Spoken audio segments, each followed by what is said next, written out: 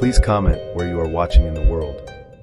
It was one of those rinse-clean October afternoons where the sky over Boston Common looks bleached and honest, like it can't lie to you even if it tried. He'd picked the spot on purpose. Romantic stroll under the chestnut trees, he said, all proud of himself like he'd invented autumn. I'm from here. I know the Common. I know the way the wind carries the smell of kettle corn and the squeak of stroller wheels, and how the trees, horse chestnuts, not the edible kind, drop these mean little green grenades if you walk under them at the wrong time. But sure, let the man have his cinematic moment. I wore boots and a jacket you can spill cider on without crying. That should have been the omen. He showed up overdressed, camel coat, suede shoes, a scarf that said, "I read poetry" loudly. He had that Boston boy bravado, talking like he's the main character in a sports documentary. He'd booked us a table later in Beacon Hill, rehearsed lines about serendipity, and kept nudging me toward the trees like he was steering the night. The leaves were loud underfoot. The spiky husks hung above us like medieval weaponry disguised as fruit. I said, maybe we should cut across the lawn, casual, like a suggestion, not a plea. He grinned, big teeth, bigger confidence. Trust me, he said. This'll be the part in the story where we met under the chestnuts. I remember thinking two things at once. One, adorable. Two, dangerous. Horse chestnuts, Aesculus hippocastanum if you want to get nerdy. Push out these lime-colored, thorny shells with glossy brown seeds inside. They're pretty until gravity gets involved. The trees were loaded. The park generous. And he wanted serendipity. I wanted out from under the branches. Yes, they're common in parks. The spiky green balls are the fruit. File that under things you appreciate from a distance. National Park Service.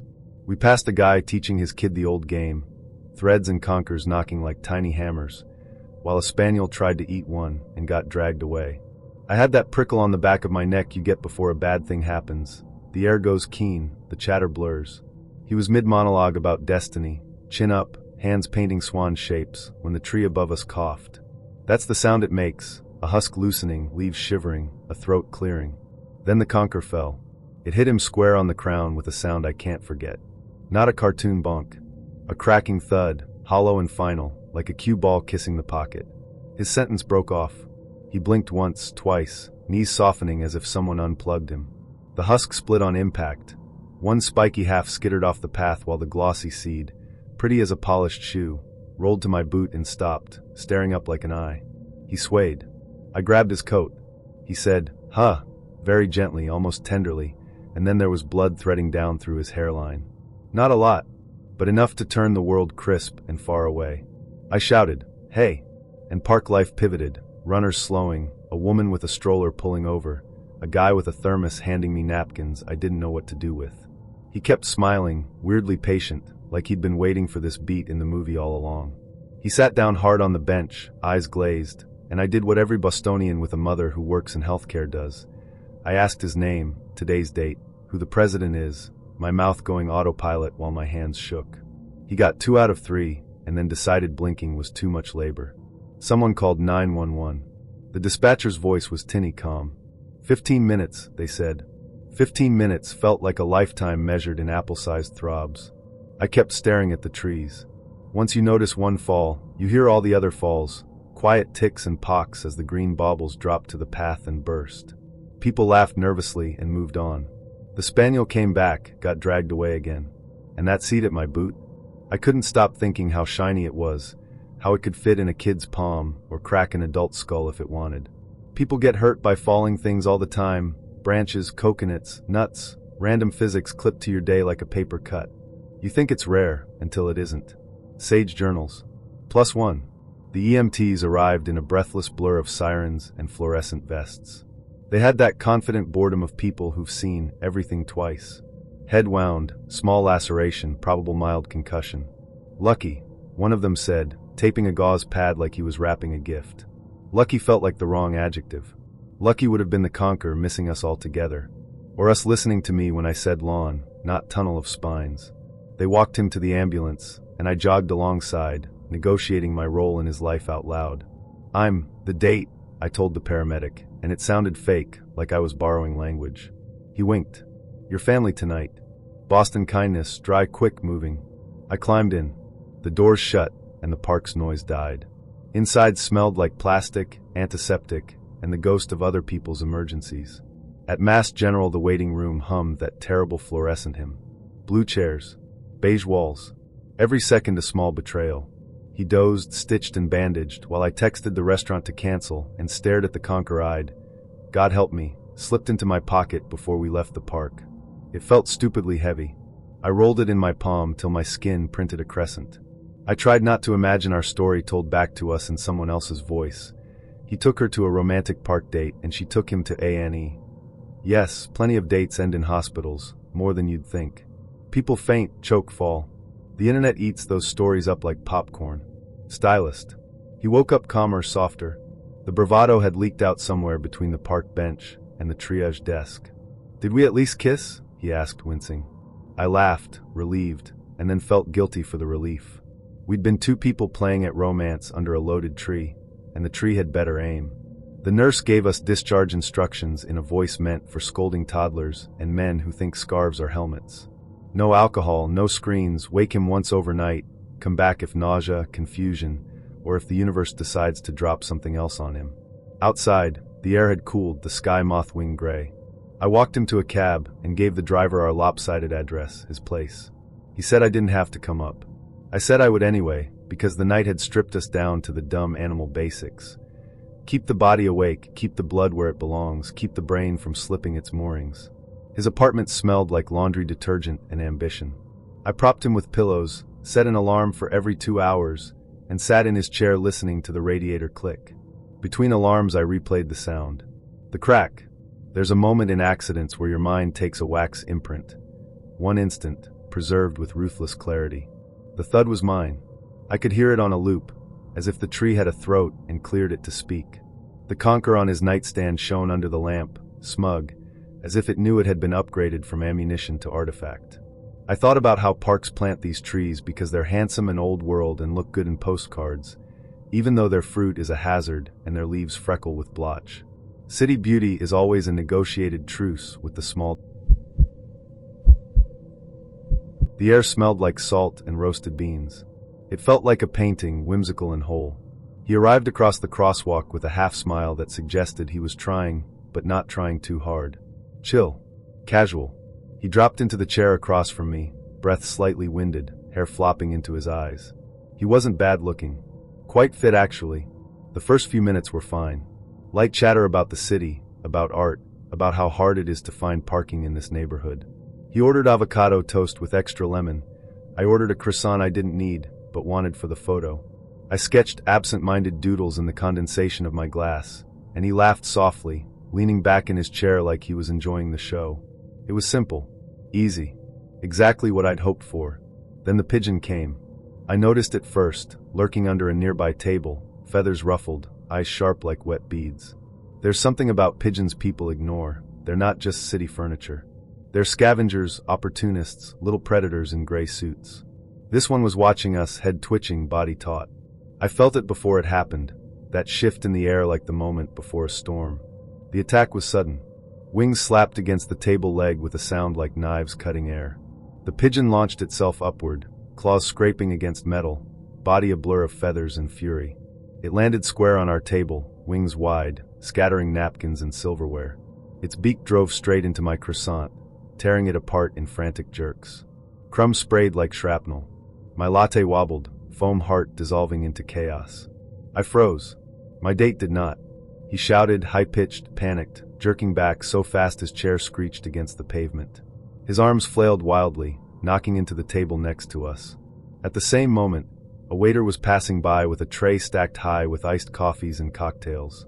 My date's elbow clipped the edge of the tray, sending it tilting, then crashing. The sound was catastrophic, glass shattering, liquid splashing, people gasping. A chorus of curses erupted from nearby tables. Cold mojito seeped into someone's lap, a chocolate frappe bled down the pavement, coffee dripped like oil across expensive shoes. The waiter shouted, trying to keep his balance, arms flapping almost as wildly as my date's. And in the middle of it all, the pigeon kept eating. Its beady eyes glittered as it ripped my pastry apart, wings slapping like mock applause. Its claws scratched the porcelain plate with a screeching sound that turned my stomach. It wasn't just hungry, it looked triumphant, like it had planned this chaos, like it had been waiting for the exact moment to strike. I sat frozen, sticky droplets of someone else's drink speckling my skin, watching as the scene disintegrated. People stood, pointing, laughing, shouting. My date grabbed at the bird with both hands, missing completely, nearly knocking another plate to the ground. His face flushed crimson, sweat beading across his forehead. He looked like a marionette whose strings were being yanked by an angry god. Finally, the pigeon took off, wings slapping against my hair as it launched itself into the air. I flinched, the sound like knives slicing right past my ears. It soared upward, a ragged scrap of croissant still clutched in its beak, then disappeared into the blinding sky. The cafe was wrecked. Tables stained, drinks lost, tempers flaring. The waiter muttered curses under his breath, on the verge of tears. My date stood trembling, chest heaving, eyes darting around like everyone was pointing at him. And in truth they were. Customers shook their heads, some laughed outright, others glared. Without a word, he fled. He didn't even look at me, just bolted inside the cafe, as if the four walls could erase what had just happened. I stayed seated, sticky, wet, crumbs littered across my lap. I tried to laugh, it was absurd, surreal, but the sound came out hollow, strained. The croissant plate sat cracked on the table, claw marks etched across the surface. My latte had toppled, heart foam smeared into brown puddles. The sunlight that had looked so golden earlier now felt harsh, cruel. My stomach turned. Romance hadn't landed that day, but the pigeon sure as hell had. We met at a steakhouse downtown, one of those loud, testosterone-heavy places with neon beer signs, flat screens showing hockey, and waiters who shout orders over the sizzle of meat. I picked it because it felt neutral, crowded enough to escape if I had to, noisy enough to disguise awkward silences. He showed up in a too-tight button-down, chest hair pushing out from the collar, grin already slick with confidence. "You're prettier than your pictures," he said, sliding into the booth, his eyes scanning me up and down like I was another dish on the menu. His handshake was damp. His cologne smelled like musk mixed with fryer oil. I ordered a salad, something light, mostly so I'd have room for a drink. He ordered everything. At first, I thought he was joking. "Start us with nachos," he said to the waiter, barely glancing at me. "Wings too. Extra sauce. Oh, and cheese fries. Then I'll take the double bacon burger, onion rings, ribs, and, hell, throw in the chili. She'll have whatever." My jaw almost hit the table. The waiter scribbled it down without blinking, like he'd seen this before. I muttered something about just the salad, but my date was already pounding back his beer, smirking like he was about to win a contest. The food came fast, steaming, greasy, piled high. He dug in immediately, no hesitation, tearing through wings like a starving animal. Sauce smeared across his fingers, his lips, his chin. He licked them loudly, one by one, eyes half-lidded with pleasure. I tried not to gag as I watched him suck meat off bones, spit cartilage onto the plate, moan like it was sex. "Damn," he groaned, slapping his stomach with a wet hand. "Nothing like real food, huh? Bet you don't eat like this." I forced a laugh, sipping my drink. My salad wilted untouched in front of me, drowned out by the avalanche of ribs and chili spilling across the table. He kept ordering more, another round of wings, another basket of fries. The waiter's eyes flickered toward me, as if to ask if this was really happening. I could only shrug.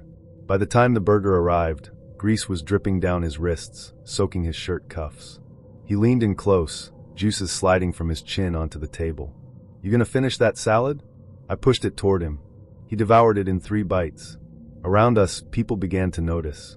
Families glanced over, children whispering, couples wrinkling their noses. He didn't care. He belched loudly, grinned, and flagged down the waiter again. Dessert menu. My stomach turned. I was embarrassed, mortified, trapped in a booth with a man who treated food like foreplay. His eyes gleamed, cheeks flushed, sweat beading at his hairline as he stuffed himself relentlessly. He leaned back once, moaning, hand resting low on his belly like he was proud of the swell. It wasn't hunger anymore. It was something darker, indulgent, obscene. The cheesecake came. He shoved half into his mouth at once, lips smearing with cream. His tongue darted out, wet and sloppy. He made eye contact with me while licking the fork, like it was supposed to be seductive. It wasn't. It was revolting. Then it happened. He reached for the last bite of pie, groaning, pushing it in past lips already slick with grease and sugar. He chewed once, twice, then froze. His face blanched. His eyes went wide. And then he vomited. It came in a rush, half-chewed burger, chili, beer, cheesecake, all of it spilling out onto the table, onto his lap, splattering the booth between us. The smell hit instantly. Sour, rotten, stomach acid mixed with fryer oil. People around us gasped, recoiled. A woman screamed. The waiter dropped a tray. He coughed, wiped his mouth with his sleeve, and then, God help me, he laughed. Guess I overdid it, huh? I sat frozen, bile rising in my throat. My hands shook as I grabbed my coat, purse, anything to escape the horror show. Around us, staff scrambled with towels, other diners muttered curses. He leaned back against the booth, still laughing, still smeared with vomit and grease, eyes glassy. Don't worry, he said, voice thick. I can rally. Want to hit a bar after this? I bolted. Real quick.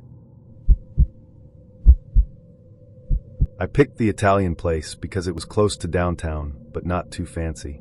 Dim lighting, flickering red neon in the window that read open, tables crammed together under plastic grapevines, and a jukebox that whined out Sinatra between bursts of clinking cutlery.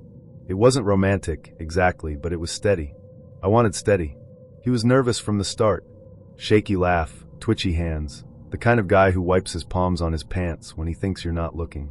He complimented my jacket twice in the first 5 minutes, then stumbled into a story about his car breaking down that had too many details to be true. Still, I gave him credit. He showed up on time, shirt ironed, hair slicked back with too much product. I've dated worse. We ordered pasta, me spaghetti with marinara, him lasagna with extra cheese. He tried to impress me with wine talk, but called a Cabernet Carbonara, and flushed so red I thought he might pass out right there. I kept the conversation afloat, tossing out little questions, nodding, pretending not to notice how he fumbled every answer.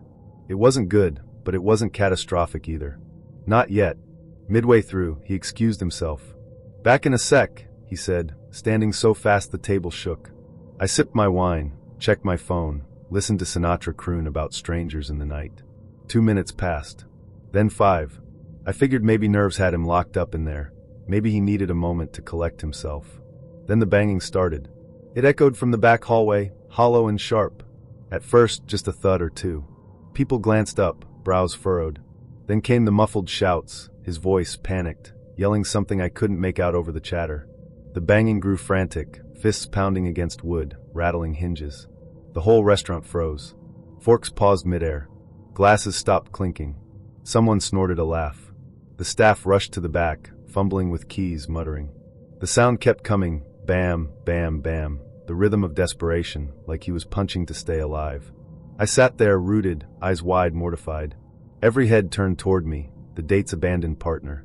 Whispers started, little ripples of amusement mixed with pity. A freak show.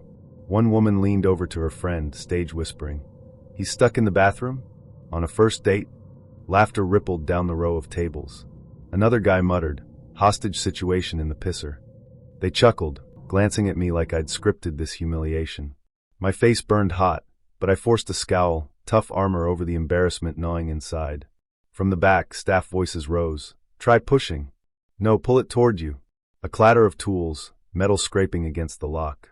More muffled yelling, his voice cracking, the pitch of someone convinced the walls were closing in. Claustrophobia filled the room like another body, heavy and suffocating. Sinatra on the jukebox fizzled out, leaving only his desperate pounding and the low murmur of diners gossiping. Minutes stretched into an eternity. The restaurant shifted from cozy to tense, the kind of tension you feel in a waiting room when bad news is coming. My fork sat untouched in marinara, sauce congealing, steam long gone. I didn't move. I couldn't. People stared openly now, some shaking their heads, some smirking, all of them turning me into part of the spectacle. I felt complicit, like I'd brought the circus act in with me. 20 minutes. Then 25. The banging slowed, replaced with muffled whimpers, then sudden bursts of rage, his voice booming through the wood, distorted and strange. The staff slammed shoulders against the door, muttered curses, the sound of frustration building. The whole restaurant was held hostage by that door. Finally, with a metallic screech and a violent pop, the lock gave. The door swung wide.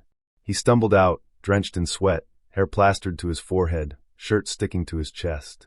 His face was flushed beet red, eyes wild, chest heaving like he'd been buried alive. Silence swallowed the diner as every head followed his path back to our table. He slammed into his chair, knocking silverware onto the floor.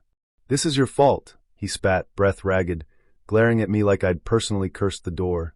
"You jinxed the night. You had to say it was going fine, didn't you?" His voice cracked, high and ugly, echoing in the stunned quiet. I blinked at him, stunned, the room still watching. He shoved his lasagna plate away like it had betrayed him, sauce splattering across the table. I wanted to laugh in his face, wanted to tell him he wasn't trapped by a door.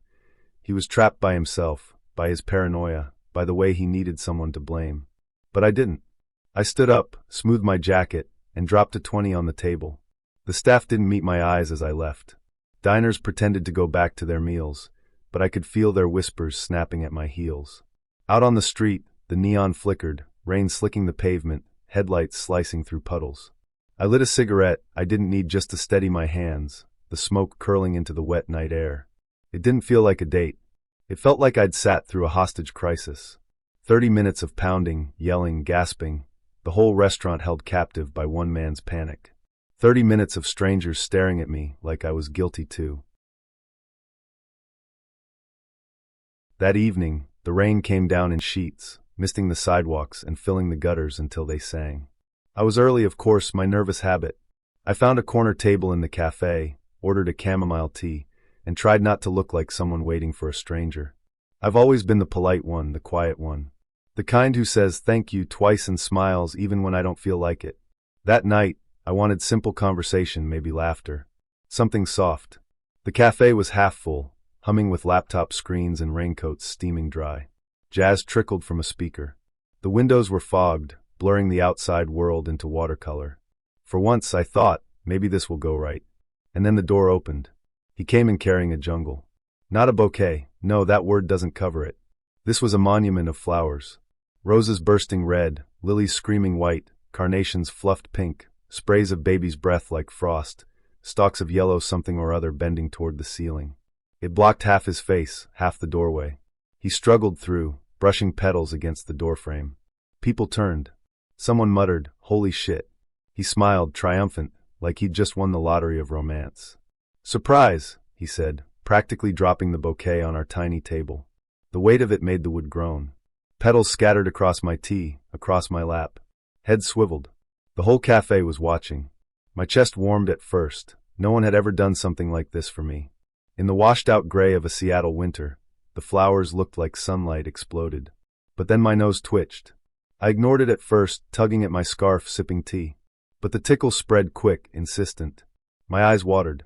My throat prickled. The bouquet glowed brighter, too bright, overwhelming. I sneezed once, twice, 3 times in a row. He laughed, proud. "They're strong, huh? Freshest in the shop." I tried to smile through it, but the sneezing grew violent, racking my whole body. My tea spilled onto the table. I grabbed a napkin, dabbed at my nose, tried to hide the streaming tears.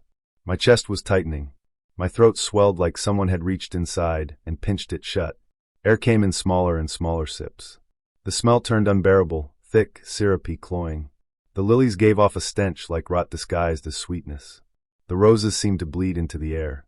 Pollen floated visibly, tiny golden flecks shimmering in the cafe lights, drifting like ash, settling into my lungs. My date leaned closer, grinning, stroking the bouquet like a pet dog. "Romantic, right?" I couldn't answer. My voice was gone, strangled by wheezing. My eyes swelled, lids puffy, mascara streaking down my face. I clutched my chest, breath whistling shallow, panicked. The waiter noticed first. He stopped mid-step, tray of lattes tilting. "Are you okay?" I tried to nod, but it came out as a desperate shake. My chest convulsed. Every breath scraped raw. The bouquet looked monstrous now, petals curling like tongues, stems twisting like claws, shadows stretching across the table. The flowers loomed, a suffocating shrine to my date's cluelessness. He kept smiling, oblivious, basking in the attention. "She's just emotional," he said to the room, as though tears and gasps were some kind of proof of his charm. People stared, uneasy, whispering. The waiter hovered, alarm growing in his eyes. I clawed at my scarf, at the air itself. The room tilted, edges darkening.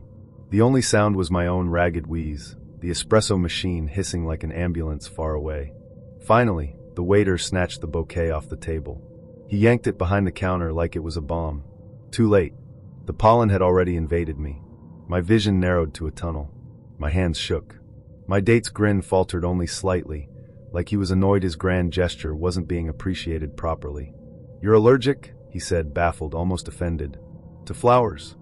The absurdity of it, the disbelief in his voice, It might have been funny if I hadn't been choking to death. The rest blurred. The staff rushing, someone calling 911, the slam of doors, rain on asphalt as I was half carried outside. My lungs felt like wet paper collapsing. The last thing I saw before fading was him standing there, bouquet abandoned, shoulders shrugged, muttering, "I was just trying to be romantic." When I woke, fluorescent lights stabbed my eyes. Oxygen hissed through tubes at my nose. Machines beeped steadily beside me. My chest rose and fell in a rhythm not fully my own. Urgent care.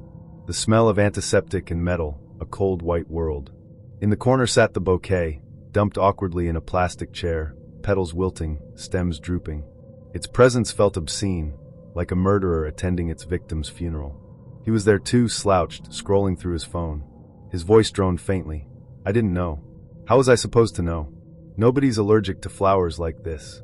He said it not like an apology, but like a defense, as if my body's failure was a personal insult to him. I wanted to laugh, but the oxygen mask pressed against my mouth, my throat raw. So I just stared at the bouquet until it blurred, monstrous even in death. I met him outside a Cuban cafe on Calle Ocho. The air smelled of fried plantains, strong espresso, and exhaust fumes. He stood leaning against a cherry-red sports car, arms crossed, grinning like the car itself was an extension of him. Tight white shirt, gold chain catching the streetlight, cologne so heavy it punched me before he even opened his mouth. "Hop in," he said, like he was James Bond offering me the ride of a lifetime. I laughed nervously, tugging my sundress down against the sticky air. "You're sure this is safe?" "Safe." He revved the engine, the sound vibrating through the pavement. "Baby, this is Miami. Safe is boring." Against my better judgment, I got in. The car smelled like leather and gasoline, with a faint undercurrent of weed. Reggaeton blasted from the speakers, bass so deep it rattled my ribs. He smirked as he pulled into traffic, weaving between cars with the casual arrogance of someone who thought every lane belonged to him. At first, it was exhilarating. The neon blur of Ocean Drive, the humid wind whipping through my hair, the city a pulse of sound and color. I told myself to relax, to enjoy the ride. But the way he drove, it wasn't fun. It was reckless. He cut corners, ignored signals, slammed the accelerator like he had something to prove. His hand kept leaving the wheel to gesture as he bragged. "Got this baby last year. Turbocharged. I can take her from 0 to 60 in under 5 seconds. Wanna see?" "No," I shouted, clutching the door handle as he floored it anyway, the engine roaring. My stomach lurched as the world streaked past. He laughed like my fear was the punchline to his joke. I tried to keep up small talk, hoping to distract him, but every story he told circled back to the car, to him, to how everyone was jealous. My laughter grew thinner, my knuckles whiter. We hit South Beach, the sidewalks crowded with tourists, the streets clogged with cabs and scooters. He sped up anyway, swerving, honking, shouting insults in Spanish at anyone in his way. And then it happened. One sharp turn, one careless swerve. A delivery scooter appeared out of nowhere, crossing the street with a paper bag dangling from the handlebars. I screamed before the impact even came. The sound was sickening. Metal against metal, a hollow crunch followed by a human cry. The scooter flipped sideways, skidding across the asphalt, sparks flying. The driver, just a kid, couldn't have been more than 20, rolled, arms flailing, body hitting the pavement hard. The bag burst open, Chinese takeout containers exploding across the road like shrapnel. Everything slowed. My breath caught in my throat. The music still pounded from the speakers, grotesquely cheerful against the nightmare unfolding. I stared at the kid lying on the ground, his leg bent at an angle that shouldn't exist, his helmet cracked, his eyes wide with shock. My date cursed, slamming the brakes, the car screeching to a stop. People shouted, horns blared, phones came out to record. My hands shook so hard I couldn't even undo my seatbelt. "Shit," he muttered, running his hands through his hair. Sweat dripped down his temple. "Shit, shit, shit. Call 911. I screamed, finally finding my voice. But he didn't. He looked at me wild-eyed, panic overtaking the cocky grin that had been plastered there all night. "We gotta go. We can't stay here." I stared at him, horrified. "Are you insane? He's hurt. We have to help." He gripped the wheel, breathing fast. "You don't get it. I can't get a charge. I've got priors. If the cops show, I'm done. You hear me? Done." His words hit like another crash. My stomach turned cold. In that moment, I saw him clearly. Not a bad boy with a fast car, but a coward. A selfish man-child willing to let someone bleed out on the asphalt just to save himself. People were already rushing toward the victim. Someone knelt, checking his pulse, shouting instructions. Another voice yelled into a phone, begging for an ambulance. Cars slowed, drivers craning their necks.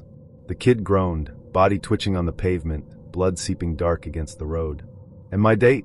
He slammed the car into gear. I didn't think. I just acted. I unlocked the door, shoved it open, and stumbled out, nearly tripping on my heels. I'm not going with you. I spat, voice shaking with rage. You hit him. You help him. His face twisted, somewhere between anger and fear. For a second, I thought he might grab me, drag me back in. But the crowd's attention was shifting. Phones pointed toward us now, recording everything. He cursed again, slammed the gas, and tore off down the street, the red sports car disappearing into the chaos. I stood there trembling, the sound of sirens growing louder in the distance. People kept their eyes on me, assuming I was part of his crime, part of his recklessness. I wanted to scream that I wasn't, that I was just as shocked, just as horrified. But my throat closed around the words. The ambulance arrived fast, lights painting the buildings blue and red. Medics swarmed the kid, lifting him onto a stretcher, strapping his twisted leg. His face was pale, lips trembling, but he was alive. Thank God he was alive. A police officer turned to me, notebook in hand. You were in the car? My heart hammered. I nodded, swallowing hard. Not anymore. They questioned me, scribbling notes, asking for his name, his plate number. My hands shook as I told them everything I knew, which wasn't much. I didn't even have his last name, just a first name from an app and the memory of his cocky grin. Still, they wrote it down, serious faces nodding. By the time it was over, the crowd had dispersed, leaving only stains on the pavement and my pounding heart. The victim was rushed to the hospital. The scooter lay twisted, forgotten. My dress clung damp to my skin, sticky with sweat and fear. I felt exposed, raw, like the city itself had chewed me up and spit me back out. I walked home in silence. No taxis, no Ubers. I needed my feet on the ground. Miami lights blurred around me, neon smears across the humid night. Every rev of an engine made me flinch. Every honk set my teeth on edge. By the time I reached my apartment, I was shaking so hard I dropped my keys twice before finally making it inside. In the shower, I scrubbed my skin until it burned, as if I could wash away the sound of that crash, the image of that kid's leg bent wrong, the echo of my date's voice saying, "We gotta go." But it stayed. It clung to me. That night, lying awake, I realized something. Danger doesn't always come wearing a mask. Sometimes it shows up in a clean white shirt and a flashy car, grinning like it owns the world. Sometimes it calls itself romance, only to reveal cowardice when the world turns ugly. I never heard from him again. He unmatched me, deleted his profile, vanished into Miami's sprawl. Maybe the cops caught him. Maybe he's still out there, driving reckless, endangering whoever's unlucky enough to say yes to a ride. But I learned. When a man shows off his car like it's an extension of his body, like it's proof of who he is, believe him. Because the way he drives is the way he lives. Fast. Careless. Always swerving away from responsibility. Romance didn't just crash that night. It skidded across asphalt, screaming, bleeding, while the man responsible sped away. Philly diners have a sound to them that never shuts up. Plates clattering, cooks yelling, "Order up!" Over the hiss of the grill, someone always arguing in a booth about the Eagles. The whole room smells like grease, burnt coffee, and fried potatoes. It's not romantic, but it's real, and I figured it would be a safe place for a first date. Public enough, bright enough, cheap enough to cut my losses if the guy was a dud. He wasn't shy, I'll give him that. He slid into the booth across from me, like he'd been rehearsing the move all morning. Big grin, loud hello, the kind of guy who shakes your hand too hard like he's testing your bones. He ordered pancakes before I even opened the menu, then launched into a story about his college days. Not even a question about me first, just straight into a saga, full volume, hands chopping the air like he was fighting invisible dragons. And then came the fork. He held it up like a microphone, like a pointer, like a sword. He jabbed it around with every punchline. The prongs glinted under the fluorescent light, catching reflections off the chrome fixtures. I tried to laugh, sipping my coffee, pretending this wasn't a red flag flailing right in front of me. I wanted to tell him to put the damn utensil down, but I didn't get the chance. One sharp gesture, one slippery grip, and the fork left his hand. It spun, flashing silver as it sailed across the room. It was almost beautiful in a terrifying way, like watching a knife tossed in slow motion. The diner noise collapsed in an instant. The only sound was the hiss of bacon fat on the grill. Then came the sharp metallic tink as the fork smacked into the back of some guy's head at the counter. Everything froze. My stomach dropped into my boots. The man turned slowly, rubbing the back of his skull. He was huge, shoulders like a linebacker, tattoo ink crawling up his neck. His eyes locked on our booth, unblinking, heavy with a promise of violence. I swear I could feel the whole diner lean away from us, like the room was bracing for blood. And my date? He laughed. Loud, obnoxious, oblivious laughter, like this was the funniest thing that had ever happened. He slapped the table, still chuckling, and said, "Guess I'm dangerous with cutlery," like he'd just delivered the punchline of the century. I wanted to crawl under the booth and die. The victim stared, jaw tight, nostrils flaring. His friend muttered something low I couldn't hear. For one long second, I was sure fists were about to fly, that we'd end up on the 6 o'clock news under a headline about diner brawl erupts over fork. But the guy just turned back to his eggs, shaking his head like he'd decided we weren't worth the effort. The noise of the diner crept back in. Orders shouted, plates clanking, conversations buzzing, but the tension hung in the air like smoke. My date didn't even apologize. Not to the guy, not to me, not to anyone. He just kept talking, waving his empty hand now, as if nearly concussing a stranger was part of his stand-up act. I stared at him, really stared, and saw him for what he was, a grown man who could injure someone at brunch and laugh about it. A lawsuit waiting to happen. I didn't finish my coffee. I didn't touch the pancakes. I grabbed my coat, muttered something about being late, and left him sitting there with syrup dripping off his forkless plate. Out on the street, the cold air felt like rescue. I promised myself right then, no more men who think dining utensils are props. He showed up wearing boots that looked too new, and a shirt that still had creases like it just came off the store hanger. His smile was big, rehearsed, almost trembling at the edges. He kissed my cheek quickly, and his breath carried the faint burn of whiskey, even though we'd barely sat down. He couldn't stop talking about karaoke night, about how this one's going to be legendary, about how he'd bring the house down. He said it the way preachers talk about revelations, full of certainty and delusion. I nodded, sipping my beer, already wondering how much second-hand embarrassment I was about to collect. The bar smelled like fried food and spilled bourbon, the kind of smell that coats your lungs and makes you crave grease. A local band played in the corner, fiddles and steel guitar, while tourists stumbled in and out with cameras. The stage was set for karaoke, a small platform under glaring lights that made every flaw impossible to miss. He signed up immediately, hands shaking as he wrote his name like it was a contract with destiny. We talked while he waited. He bragged about singing Garth Brooks in high school, about how girls used to scream, about how this was his thing. I laughed politely, tapping my glass against his, thinking, okay, sure, cowboy. The list ticked down. Names were called. Voices cracked, some soared, some died in the air like injured birds. He leaned toward me with every bad singer, whispering, "I'll show them how it's done." My stomach tightened. Confidence is attractive when it's earned. When it's not, it's like watching someone step onto thin ice. Finally, his name was called. He stood with a dramatic flourish, nearly tipping his stool. The crowd clapped automatically, drunk and curious. He walked to the stage like he was entering a boxing ring, arms loose, shoulders high. I could feel eyes on me, the lucky girl he was about to serenade. I wanted to disappear into the sticky floor. The music started, a twangy country hit everyone knew. He grabbed the mic like it was the last lifeline on earth. His voice came out thin, higher than expected, strained like someone forcing air through a clogged pipe. People chuckled, but he kept going, eyes squeezed shut, one hand raised to the ceiling like he was begging the neon gods for mercy. The second verse hit, and so did the sweat. His face flushed crimson, his collar damp, his boots tapping out of rhythm. The notes cracked like glass under a shoe. I wanted to crawl under the table.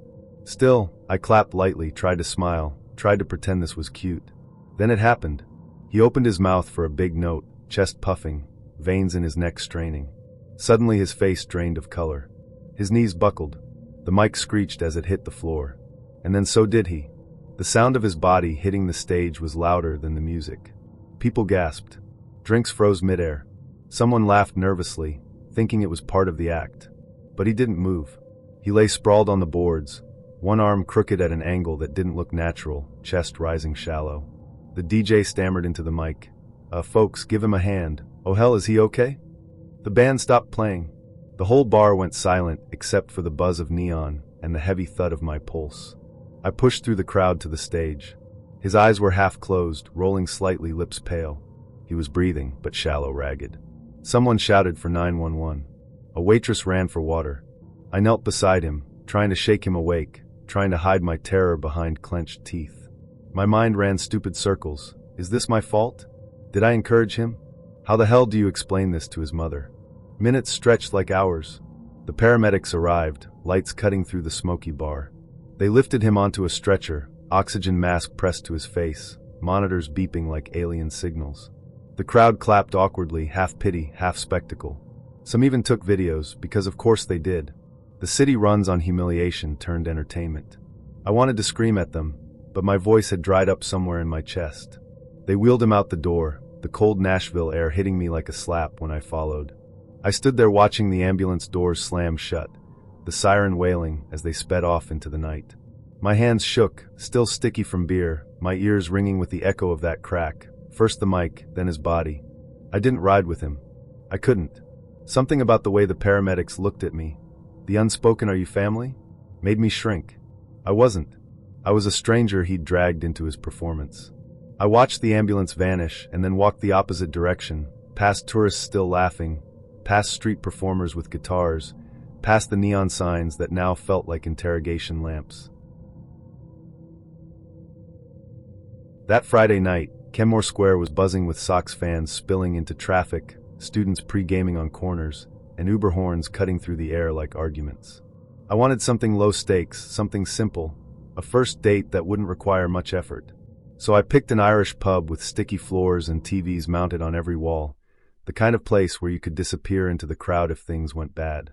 Inside was the usual Boston chaos, bartenders shouting orders, waitresses balancing plates of wings, televisions replaying Red Sox highlights at ear-shattering volume. The whole room smelled like hops, grease, and old wood.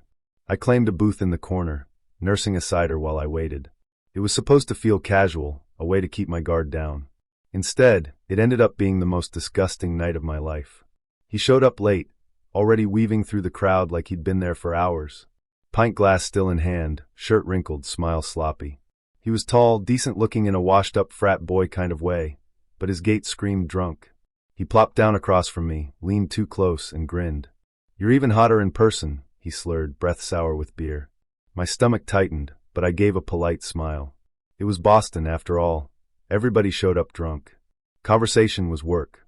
He bragged about his gym routine, then immediately contradicted himself by ordering nachos drowned in cheese. He told me about how much he could drink, pounding the rest of his pint like it was a performance. The waitress barely had time to turn before he shouted for another round. He talked with his hands, sloshing foam onto the table, shouting over the TVs like we were in a stadium instead of a pub. I sipped my cider and nodded, practicing the art of listening without encouraging.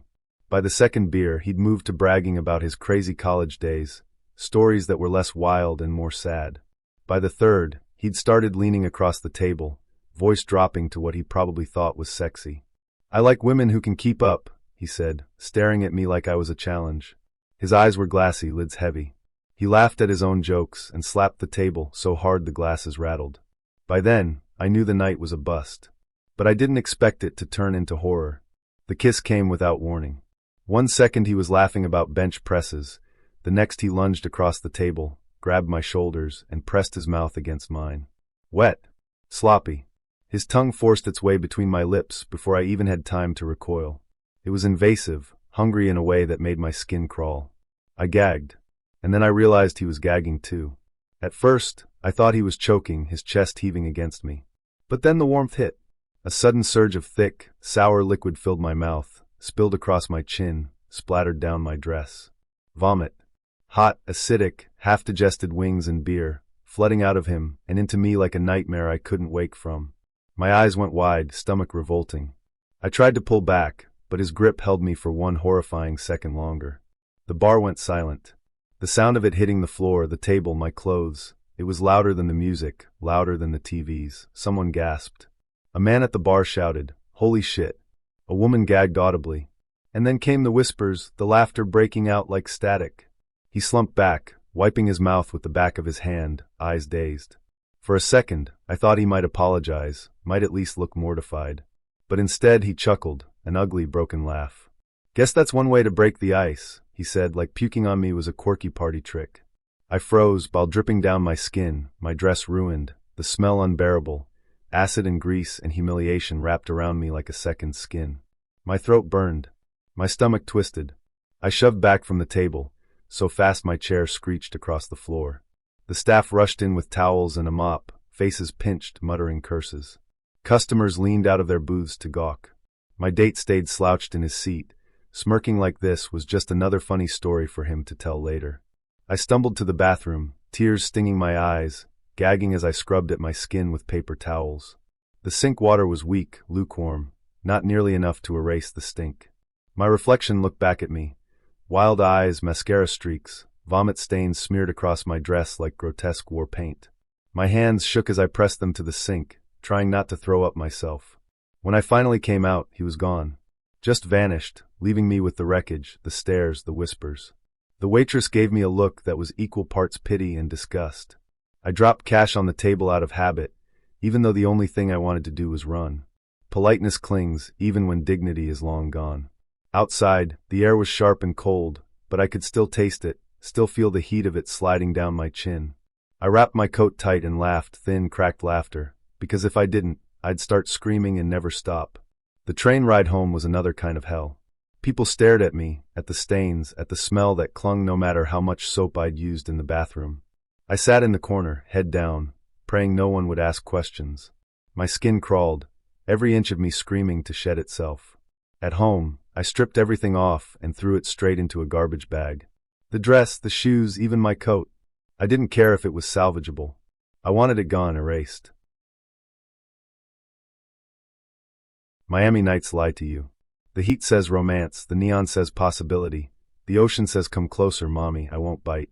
That's how I felt walking into the restaurant. La Serena on the river, windows fogged from the humidity, bachata humming in the speakers, waiters sliding through the room like they'd been born balancing mojitos. I'd shaved my legs so close my skin squeaked. I wore the red dress, the one that makes me stand taller and start trouble. The guy's profile was all golden hour.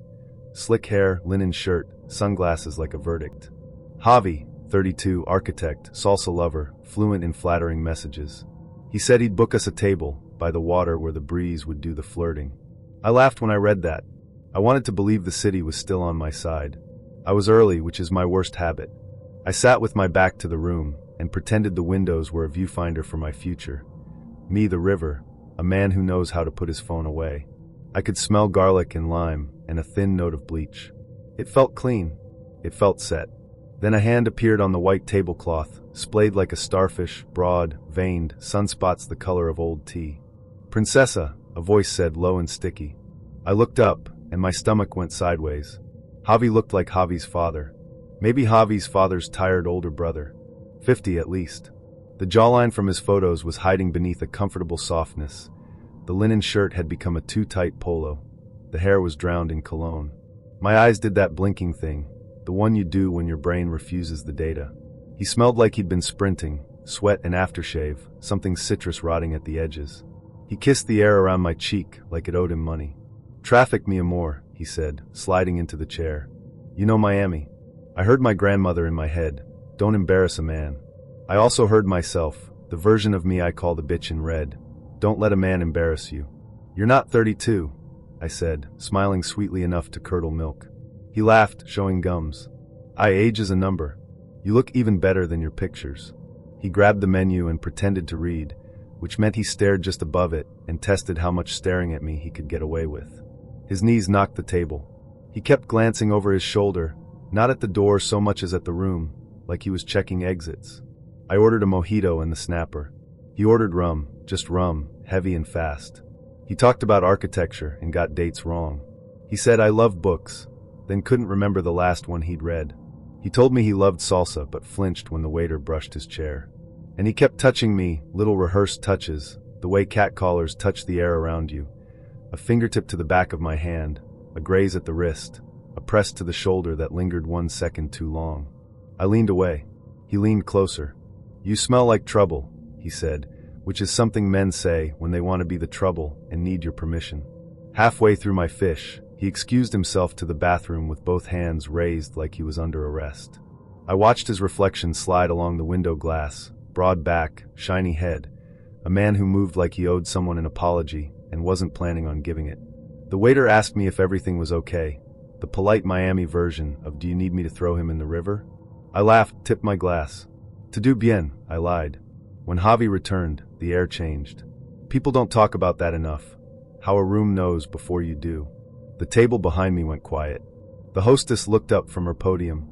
I felt the hair lift at the base of my neck like it had a weather report I couldn't read. He sat and smiled big. "I ordered us a dessert," he said, and his phone buzzed. He flipped it face down. The screen kept pulsing like a heartbeat through the wood. "Do you have somewhere else to be, Javi?" I asked. He shook his head. "Only here." Then the door opened, and the hurricane came inside on 2 legs. She was small and merciless, all eyeliner and holy fire. "Javier," she shouted, the J slicing the room like a knife. Head snapped. The music stuttered but didn't stop. It just got quieter, like even the speakers wanted to listen. She wore a white dress that had seen better parties and gold hoops that could double as weapons. She planted her hands on our table. The mojito trembled. "¿Qué carajo es esto?" What the hell is this? The word wife arrived in my brain like a champagne cork. Too late, too loud, and now we're all wet. Javi did the thing men do when they're guilty. He smiled at both of us, equal parts peace offering and delusion. "Mi amor," he said to her, and put his palm up like he could stop a train. "Tranquila." She laughed, a sound with edges. "Tranquila? Are you loco?" She turned to me. The gold hoop swung. "Did he tell you he has a wife? Did he tell you he has 2 kids? Did he tell you he was home last night with a fever? He's been 32 for 10 years. Girl, what did he tell you?" My mouth opened. My mouth closed. I said, "He told me he liked salsa, because sometimes humor saves you from crying in public." She looked at me for a beat that held 1,000 conversations. Then she nodded once, something soft flickering, the tiniest alliance forming in the heat rising from plates of arroz. "Of course he likes salsa," she said. "He likes dancing on people's heads." Javi swore in Spanish under his breath and reached for my wrist as if I were a leash. I snapped my arm back and the glass tipped, mint and ice raining onto his lap. He jumped up, cursing louder, trying to brush cold sweetness off his thighs. The room inhaled. The waiter began a careful approach, like someone walking up to a dog that might bite. "Let's all take a breath," he said, and then the wife, call her Anna, because that's how she introduced herself when she turned back to me like we were girlfriends in a bathroom line, lost her breath and found a scream. She grabbed the dessert plate the waiter had placed as if the universe were writing a joke, and she slammed it onto the table between us. The flan trembled and leapt and exploded into custard shrapnel. A dot of caramel landed on my collarbone and slid warm into the hollow. For a second all I could feel was that slow, sticky touch. A man laughed 2 tables over and choked it into a cough.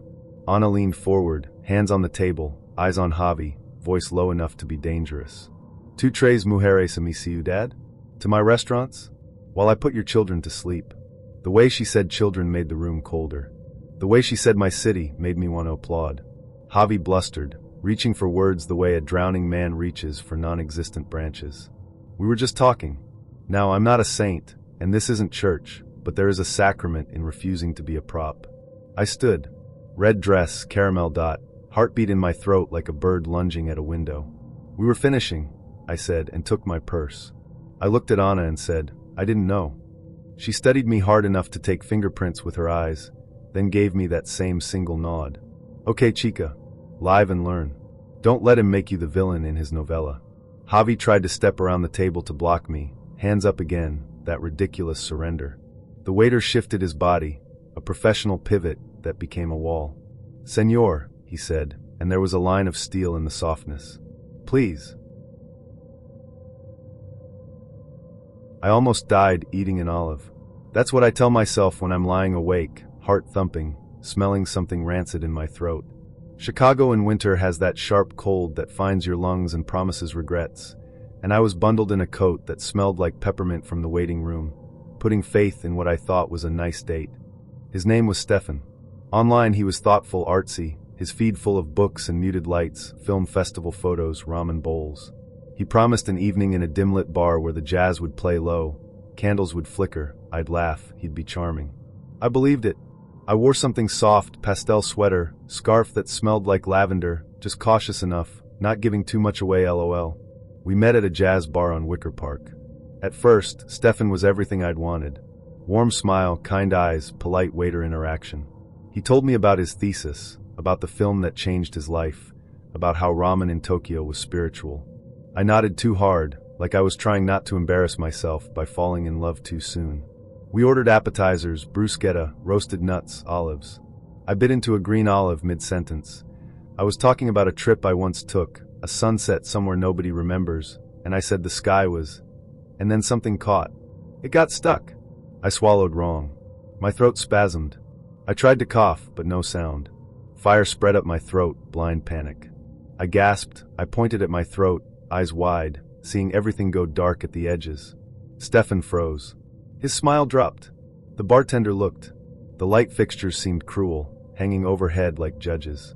Air left me in jagged pieces. I clawed at the table. He tried the Heimlich, stupidly, with less grip than fear. I remember his hands fumbling. People turning. Someone shouted, "Call 911." My chest heaved. I thought I saw my life flash like a movie reel. My mother, old friends, highways I'll never drive again. The olive inside me felt like a stone. Like betrayal. My body tried to eject it, but it stayed lodged, mocking me. Finally, a stranger, literal stranger, rose from a table nearby. Hand steady, calm. He pressed under my ribs, under my diaphragm, whispered, "Hold on." A sharp pressure, a crack. Air exploded back into me like an apology. I coughed and hacked, saw him pale, slick with sweat, helping me back to awareness. I couldn't see his face well, the lights dim, but his arms were sure, his eyes steady. The olive split like a tiny bomb, seeds and brine tasting sour in my mouth. I gagged, sobbed. Stefan turned away, covering his mouth, his jaw slack. Later, when the paramedics came, everything shifted. The jazz music felt too loud. My chest burned. My lungs wheezed like broken bellows. Stefan sat in silence across me, tears in his eyes, maybe guilt, maybe shock, maybe something I barely recognized. The stranger left before I could thank him properly. I tried to speak, voice croaky as wet wool. My scarf was damp with sweat, the salt of tears. The bar smelled of smoke, spilled whiskey, panic, and olive brine. God, the olive brine. I told the EMTs about allergies, about the olive, about how we'd come here for ambience, for romance. Not to almost fucking choke. They asked questions about breathing, pulse, color. Someone brought water. Ice chips. My vision was patchy, edges flickering. It was humiliating, horrible, intimate in a way I never wanted. To be saved. To have someone's hands on you when you're dying. The stranger stayed, just watching. No applause. Just the quiet that snakes after chaos. Stefan finally stood. I saw him shaking. Maybe he'd gotten violent thoughts. Maybe he whispered to me, "I'm so sorry." He held my hand, fingertips trembling, apologetic. But the rhythm of fear, that part one couldn't forgive. Because when your throat tightens and your world narrows, you see who stays. And he stood, but his eyes looked away. He looked at the floor. Did he look at me? Hard to say. When I woke up hours later in my bed, recovering, I pressed ice packs to my throat and thought of that stranger. Of his calm, of his hands. I felt grateful to him more than angry at Stefan at first. Irrational maybe, but true. Stefan messaged me in the morning. "Jesus, I thought I lost you." A text. No real questions. Just him worrying about him. I couldn't hit him. I couldn't scold him. I deleted the messages. I deleted his name from my phone like ripping off a bandage. Online I've read stories of people who choke on shrimp, on pills that looked innocent, on laughter and breath. Someone said once, "You don't remember the moment the air left you until it's back." That's what I remember. The crack inside, the freeze, the stranger's hands, then the hum of hospital lights and antiseptic smell. Once you've seen the tightrope of life, how quick it sags, you never step under trees, stormlit skies, or into bars expecting safety the same way again. In the hospital that night, after they cleared my throat, after stitches or maybe none, I can't remember small detail, I was dizzy. The nurse asked, "Do you want someone to stay?" I didn't call family. My phone was dead. Stefan sat in the waiting chair, knees curling, hands clasped, expression shattered. I watched him writhe with guilt.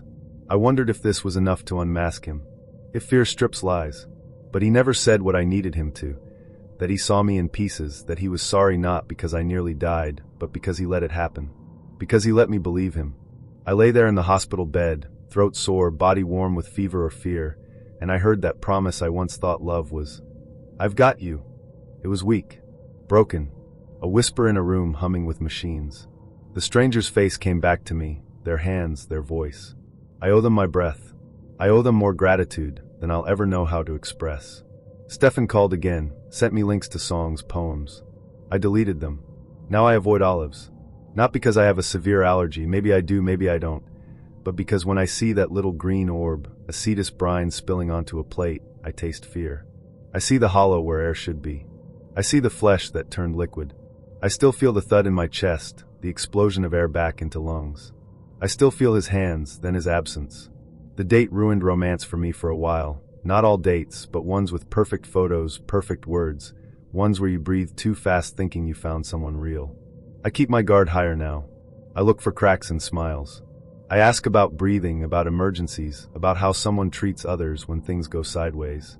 Because if you can't show compassion while someone is gasping, you probably weren't who you said you were. I was on a date. Yep, me, the queen of I'm never doing this again dates, had said yes. And honestly, at first it was good. He was decent looking, had that LA bro look, clean sneakers, hair gelled like he took it seriously, but not too seriously. We grabbed iced coffees and strolled, talking about random stuff, favorite movies, dumb things on TikTok, even a little flirty banter. It was easy, light, Instagrammable. And then Venice happened. If you've been down that boardwalk, you know the performers. Jugglers, drummers on overturned buckets, magicians, guys balancing on ladders with fire. It's chaos, and half of them live off heckling the crowd. We were passing one of those setups, dude with a guitar, Hawaiian shirt, big straw hat, mic hooked to a crackly speaker. He spotted us instantly. "Oh, look at this couple," he shouted into the mic, pointing straight at us. The crowd laughed, phones already pointing. My stomach dropped. I hate being dragged into street acts, but my date? He puffed up his chest like it was free press. He smiled, tightened his arm around me, and gave the crowd a thumbs up. The performer leaned into it.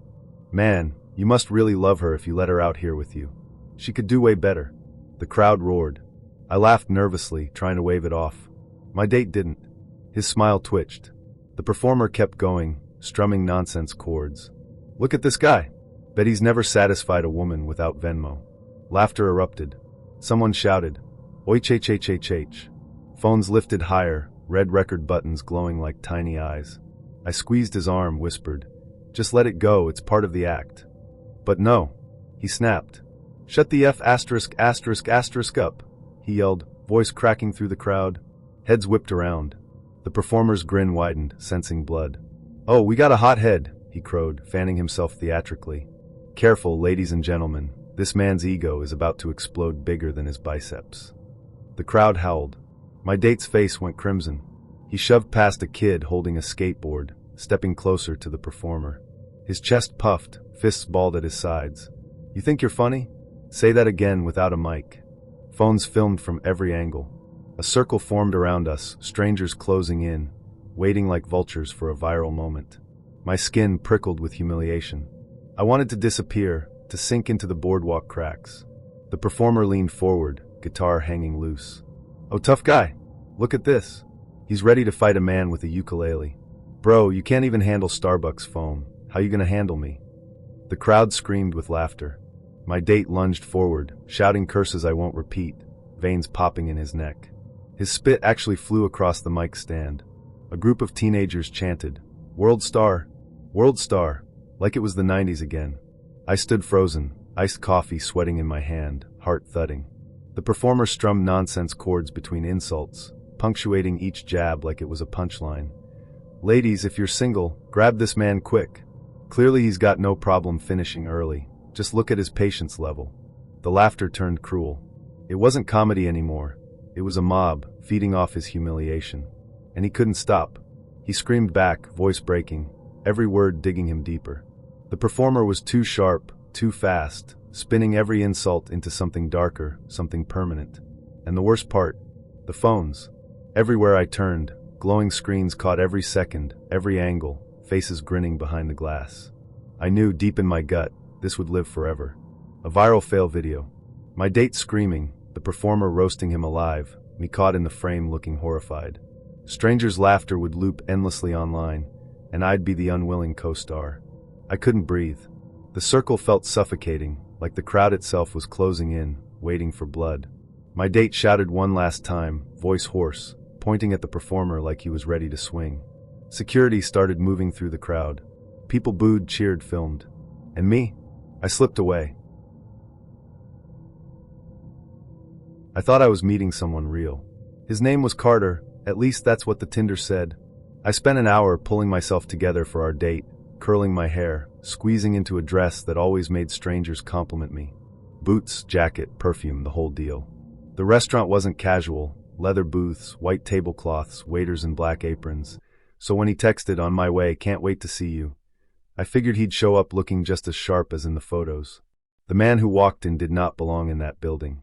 SpongeBob pajama pants sagging at the waist, a stained t-shirt that clung damp at the armpits, hair slicked to his forehead with sweat or grease, I couldn't tell.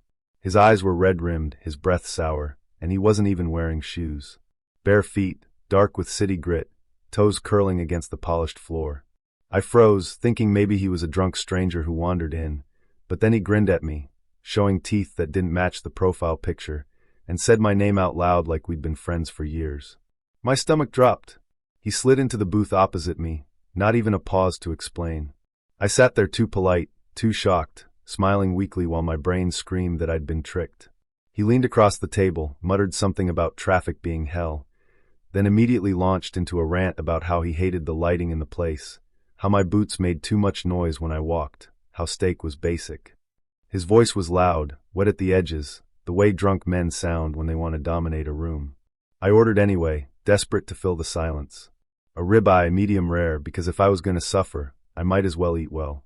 He ordered whatever's fast, and waved the waiter off without even looking at the menu. Then he leaned close, too close, the sourness of old beer and unwashed teeth pushing against me. He said, "You know, you're prettier in person." I tried to thank him, but he didn't let me finish. His hand snaked across the table, grabbing my arm, his thumb pressing harder than it should. My skin crawled. I pulled back and he laughed, said I was uptight, that I needed to loosen up. He kept checking his phone every couple of minutes, eyes darting, screen glowing against his sweaty face.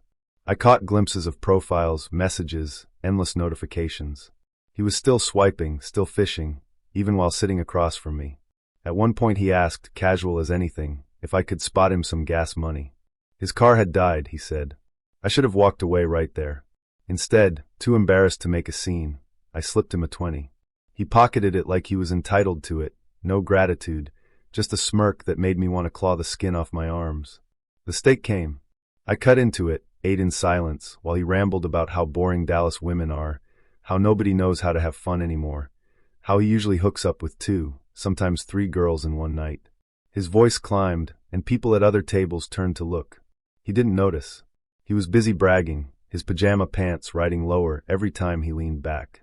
I wondered how far down I'd let myself fall, sitting across from this man who was nothing like his photographs, nothing like the fantasy he built in my inbox.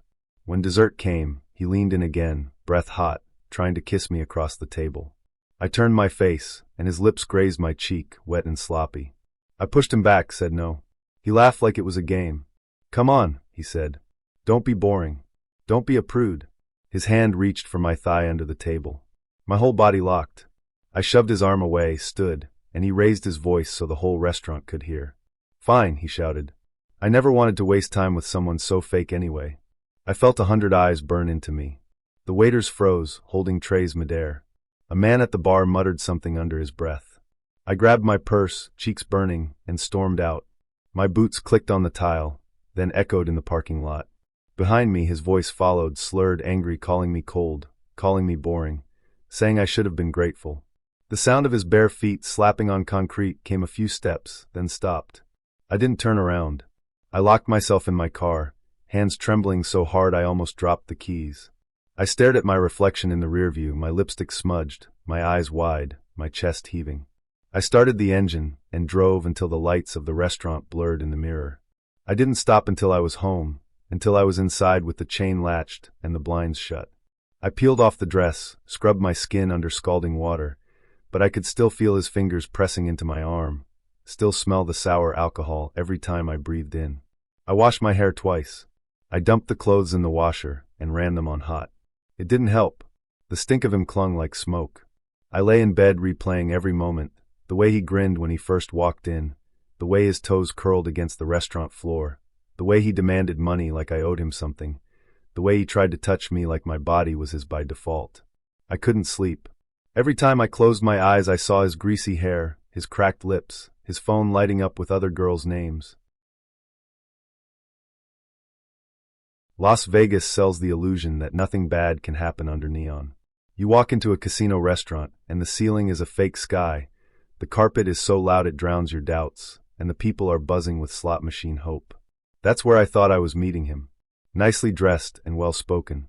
I believed enough to put on a dress I didn't really feel like wearing, and heels I knew would kill me on the walk back through the strip. The man who showed up was not the one in the pictures. Maybe it was him years ago, before gravity and liquor made a home in his face. The skin around his eyes was cracked like dry paint, his shirt untucked, his hair damp in that way that meant he hadn't washed it, just drowned it in cologne. He smiled like a slot machine jammed, teeth too many, lips too wet. He kissed my cheek without asking, his mouth grazing skin longer than it should, leaving behind a trail of bad whiskey breath. We sat down and ordered drinks. I barely touched mine. He talked too loud, like every story he told was an audition for an audience I couldn't see. Halfway through, his hand landed on my knee. Not the tentative, shy brush of someone feeling out chemistry. No, it was a heavy, claiming weight, fingers spread like he was testing what he could get away with. I shifted in my seat, moved his hand away, and tried to laugh it off. He leaned closer, his breath sour. "You're uptight," he said. "You need to relax." Every time I tried to pull back, he found another excuse to touch me. My arm, my lower back, the side of my thigh. His fingertips lingered like grease you can't scrub out. I kept telling him to stop, politely at first, sharper as it went on. He laughed every time, like it was part of the game. At one point he whispered something filthy in my ear, words that made my stomach twist. Not even intimate, just crude, the kind of thing you'd expect from a drunk in a dive bar at 2 a.m., not a man you agreed to dinner with. The restaurant was too loud, too bright, too chaotic. I looked around, hoping someone would notice the way I tensed, the way I kept leaning away, but no one did. Everyone was busy chasing their own version of luck. My skin burned where his hands had been, the way you feel after brushing against something dirty. I told him I was going to the bathroom. He grinned, leaned back in his chair like he owned the place, and said, "Don't keep me waiting, baby." Instead of going to the bathroom, I went straight out the side door and into the night. The neon was brutal, bleaching everything in colors that felt hostile. My heels clattered against the concrete as I walked fast, heart pounding, every nerve still buzzing from the touch I didn't want. Behind me I heard his voice, loud and angry, calling my name. I didn't turn around. I ducked into the crowd, letting strangers swallow me, the noise of the strip covering his shouts. By the time I reached my hotel, I was shaking so hard I couldn't get the key card into the door slot. I shut myself inside, slid down to the carpet, and laughed, a thin, hysterical sound, because what else do you do when your night turns into a near-miss horror show? I showered until my skin went raw, but the ghost of his hand still lingered. That's the thing about people who push too far. They leave fingerprints even when you scrub. I met him at a wine bar lit by Edison bulbs and self-importance. Reclaimed wood everywhere, staff with botanical tattoos like illustrated field guides, an indie playlist that drifted between "I used to tour in 2011" and "I make pottery now." I wore my favorite thrift jacket, a corduroy thing the color of river silt, patched elbows, just enough softness to make you forgive it for being old. It's the kind of jacket that knows about second chances. I should have taken the hint that we were fresh out. He looked better in motion than in photos. Taller, kinder eyes. A little awkward, which I usually like, polite awkward, not serial killer awkward. He said hi like he meant it, smiled at the bartender, pointed at the chalkboard and said, "Whatever you love, I'll try." We got a tasting flight and pretended we knew how to read tannins the way people pretend they can decode small talk. He said he rescued a dog. I said I rescued houseplants. He laughed, nudged my glass with his, and I let myself conjure a version of the night where we wander out into a drizzle and buy a record we don't need. The wine flight arrived on a little plank, for bellies of glass catching the filament glow. He leaned in to sniff like a professional, too much zeal for one human nose, and his hand clipped the stem of my glass. I watched it tilt, a long, slow motion that felt like a moral lesson. Here is the moment life decides to be slapstick instead of sexy. The red surged, gathered, spilled. A whole burgundy body leapt onto my lap, the table, the jacket I'd loved for years. The sound it made wasn't really a sound, more a collective intake of breath from every pore in my body, a high, thin scream only my cells could hear. He said, "Oh shit," with the kind of gasp you reserve for seeing your ex in a checkout line. Napkins appeared out of nowhere, mine, his, the bartender's. He blotted, I patted. He laughed in the way people laugh when they fear tears. "This is, God, I'm sorry, this is such a me thing," he kept repeating, like an alibi disguised as humility. The wine crept fast, a red tide stitching itself into the corduroy ribs, seeping down my thighs like gossip, hot and boastful. It smelled like cherries dragged through a cellar. It smelled like date nights, ghosts climbing into my lap. Someone handed me club soda and salt like we were summoning a saint. "Dab, don't rub," the bartender said, and I followed orders in that dazed, compliant way you do when a moment is too stupid to be real. He kept touching my elbow, my shoulder, aimed empathy that found a way to land like guilt. "I can pay for dry cleaning," he said, "or a new jacket, or God, whatever you want." I told him it was fine, because I was raised on the slow poison of politeness, because in Portland people apologize to tables they bump into. He smiled, relieved. Then he said, "You have to admit, it's kind of funny." And I felt something tilt inside me the way the glass had tilted. A hinge popped. A door swung shut. We tried to keep the date alive. We really did.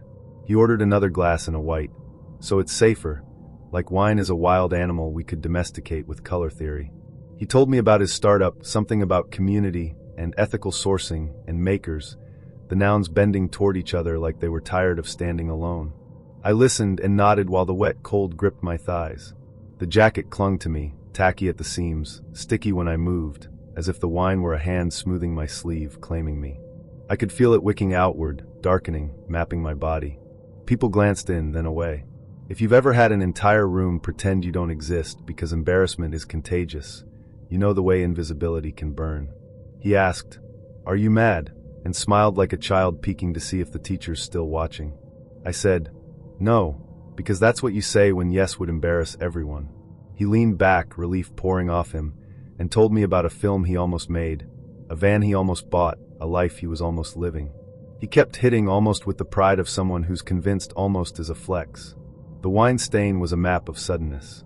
The jacket grew heavier, like it had been drinking for years and had only now confessed. I excused myself to the bathroom. Fluorescent lights have a religion of their own, unforgiving, honest to the point of cruelty. In that mirror, the red bloomed across my lap and sleeve like I'd been careless with a heart. The smell rose thick. I dabbed, learned how quickly club soda becomes prayer. 2 women came in and did that sympathetic half smile that's really a warning. Get out while the world's still soft. "Did he help?" one asked. I said he tried, and we all heard the shrinking grammar. Back at the table, the flight had been cleared like a crime scene scrubbed between scenes. He'd ordered fries, a Hail Mary for morale. He offered me one and I took it, the salt waking up a part of my mouth that still believed in pleasure. We laughed about nothing. We made a careful museum out of disaster. He told me he once broke a stranger's ceramic mug and mailed them a nicer one with a letter that used the word journey. I made a joke about the stain being my villain origin story, and he laughed too hard, slapping the table, almost touching another glass. I flinched, a reflex like ducking when you pass under a low branch you remember only after it hits you. He said, "You're making a face," and I said, "I'm cold." He offered his jacket. It was a bomber in a shade that says, "I thrift but I can't commit to wool." I put it on. It smelled like the kind of cologne that thinks of itself as a personality. We sat in that borrowed warmth while my own jacket cooled and set and decided, right then, what kind of future it was going to have. I realized I wouldn't wear it again without remembering sticky laughter and apologies that tried to be flirty. We paid. He insisted on covering everything, a tidy absolution on a line item. Outside, the rain was the polite kind, the kind that mists and baptizes and ruins your hair with gentleness. We walked side by side and the night felt like the inside of a whale, big, damp, humming with a low sound you feel instead of hear. He said, "Can I see you again?" in that brave, doomed way where you throw a rope to a person already on shore. I said I'd text because I am not a villain, just a witness. We hugged, quick and awkward, his chin grazing my temple. When we broke, his hands slipped across my sleeves and stuck for a half second on the dried patch. He looked down, blinked, and said, "Wow. Not sorry. Not again. Just wow." I walked the long way home, because the short way felt too impatient, and I didn't trust impatience. Every street in this city has a coffee shop that used to be a church, and a church that used to be a bike co-op. I passed them like stations of a secular cross, wet and fluorescent, mothers of 1,000 second chances. The jacket got heavier. I started to feel ridiculous, like the punchline in a joke I didn't remember agreeing to. Somewhere near the bridge, I realized I had started to think of the stain as a person, which is a creepy sentence to write but true. It had moods. It tugged at my attention. It whispered, "You brought me home. You're not letting me go." Phoenix has a heat that doesn't let up. Even at night, the asphalt breathes fire, and every breath feels like drinking air straight from an oven vent. Which is why I didn't mind stepping into the sports bar, dim, loud, air conditioning blasting like a fridge. The place was chaos in a bottle. 20 screens showing 10 different games, neon beer signs buzzing overhead, and a floor sticky enough to trap small animals. Perfect setting for a first date with a guy I'd been chatting with online. He wasn't bad. In fact, he was charming enough to make me forget I was sweating through my shirt on the way over. He had the confident smile of someone used to winning, or at least convincing people he was. We grabbed beers, ordered wings, and slid into one of those cracked leather booths that smelled like grease and spilled Bud Light. Conversation was easy, almost suspiciously so. He asked questions, nodded at my answers, even laughed at my jokes. He told me about his job, his gym routine, his crazy family, the usual pre-approved first date material. I chewed on a spicy wing, wiped hot sauce off my chin, and thought, okay, this isn't terrible. This is almost normal. Then the door slammed open. It wasn't just someone walking in. It was a storm. She came in like a tornado in denim cutoffs, eyes blazing, hair frizzed from the desert heat, chest heaving as if she'd sprinted straight from a battlefield. The entire bar seemed to tilt toward her, every conversation cutting off mid-sentence. Her gaze swept the room like a spotlight until it landed on us. On him. "You mother f***, ER, she shrieked, the sound tearing through the bar like glass breaking. My date froze. Beer halfway to his lips, smile evaporating. He didn't say a word, didn't even try to deny whatever she was about to unload. That silence told me everything. She charged toward us, shoving past tables, knocking over a chair. Fries hit the floor, ketchup splattering in her wake. A man at the bar muttered, "Oh shit," like he'd seen this episode before. "You think you can just waltz in here with her?" she screamed, jabbing a finger at me. Her voice cracked, veins bulged in her neck, spit flying with every syllable. "After everything? After last night?" I blinked, wings frozen in midair. "Last night?" I asked, deadpan, more out of morbid curiosity than anything else. He stammered, "Babe, no, this isn't." Wrong move. Her eyes flared feral. She grabbed a chair and shoved it over, the metal legs screeching against the sticky floor. A bottle rolled, clinking.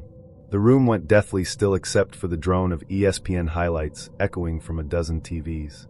The crowd was electric, phones already in hands, screens lighting up like fireflies. I could feel them staring, not at him, not at her, but at me, the unwilling extra in their viral drama. My wings went cold. She leaned over our booth, face inches from his, her voice dropping to a guttural growl. "You think you can play me? You think you can humiliate me in front of this entire ing city?"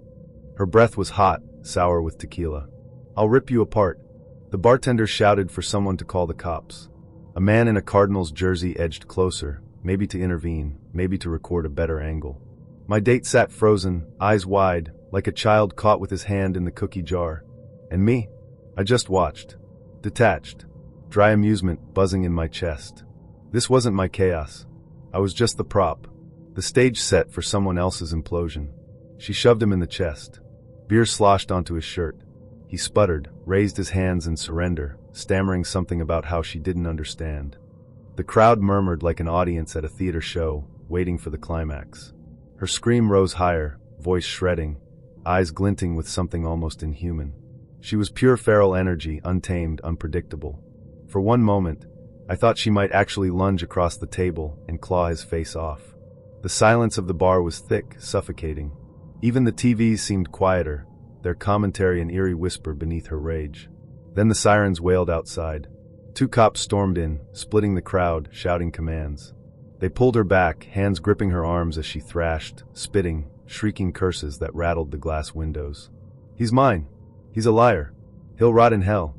Her voice cracked into something primal, half sob, half howl. They dragged her toward the door, her hair wild, her eyes locking on me as she went.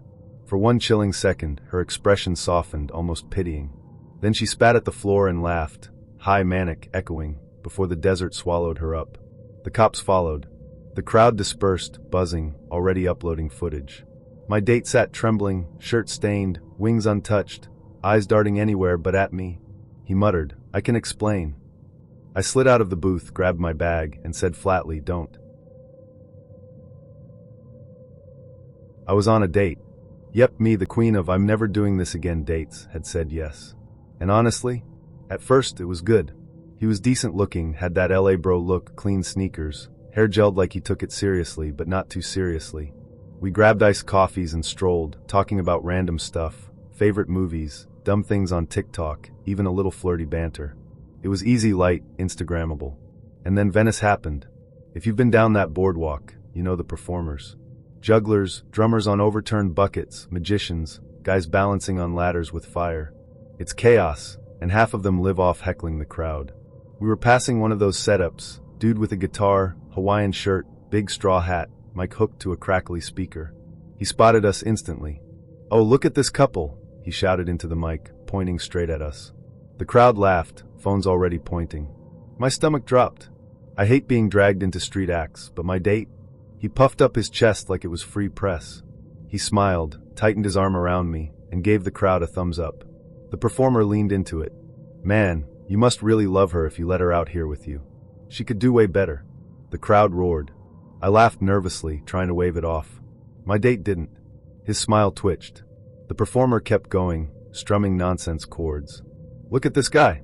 Bet he's never satisfied a woman without Venmo." Laughter erupted. Someone shouted, "Oi ch. Phones lifted higher, red record buttons glowing like tiny eyes. I squeezed his arm, whispered, "Just let it go, it's part of the act." But no. He snapped.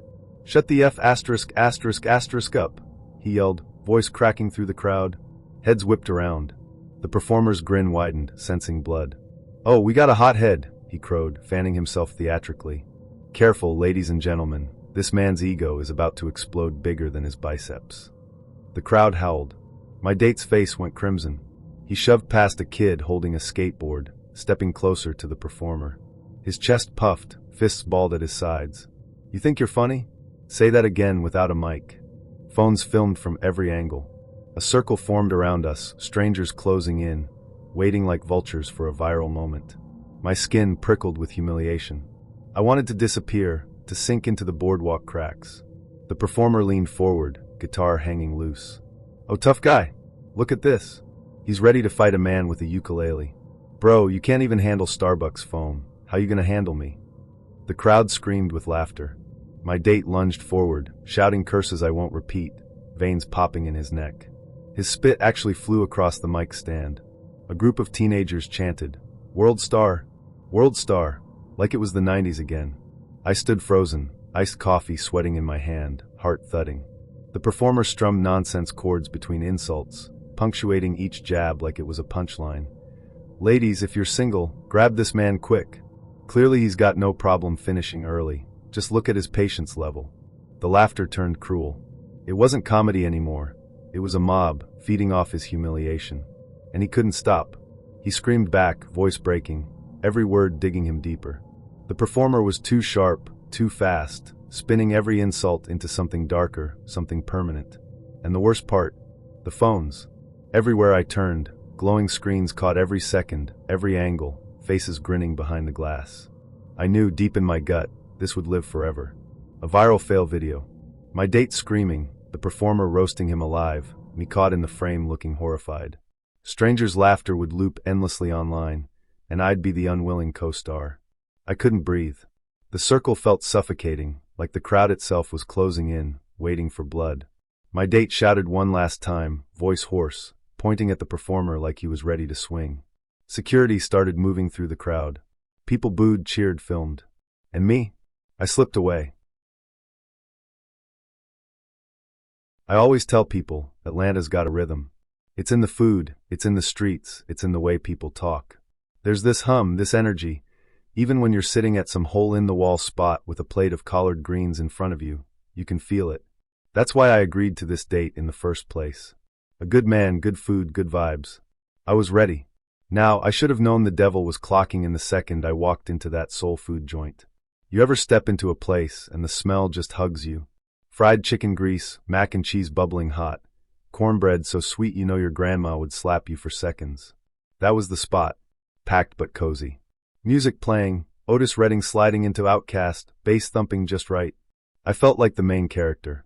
Hair laid, nails fresh, dress hugging me like I was dipped in honey. And then he walked in. Lord. Online, he looked alright, you know. God personally sculpted them? Yeah, that was his vibe. Clean cut, soft smile, little dimple. I thought, okay, he might not ruin my night. Boy, was I wrong. In person? Phew. Different story. Not busted, exactly, but tired. Like life had been beating on him with a frying pan, and he just gave up blocking. Clothes wrinkled, shoes scuffed, beard patchy. And his eyes, I swear they looked like someone poured desperation into a shot glass and told him to sip slow. Still, I'm nice. I smiled, waved, tried to start fresh. Hey, stranger. He grinned too wide, sat across from me, grabbed a menu like it owed him money. Damn, girl. You look expensive. That was strike one. Compliment wrapped in a red flag. But I brushed it off. We ordered. I got fried catfish, collard greens, cornbread. He went for smothered pork chops, yams, and a sweet tea big enough to drown in. Conversation started light, small talk about work, the city, weather. He laughed at my jokes, nodded along, did the whole I'm totally listening face. For a minute, I thought maybe I was being judgmental. Maybe he just had a long week. Then somewhere between the collards and the cornbread basket, the switch flipped. So, he said, voice dropping low, eyes darting left and right like we were about to trade state secrets. I was wondering if you could help me out. I raised a brow. Help you out how? He leaned in closer. His breath smelled like sweet tea and desperation. Like just a little. Rent's coming up and I'm short. Only like 300. I laughed.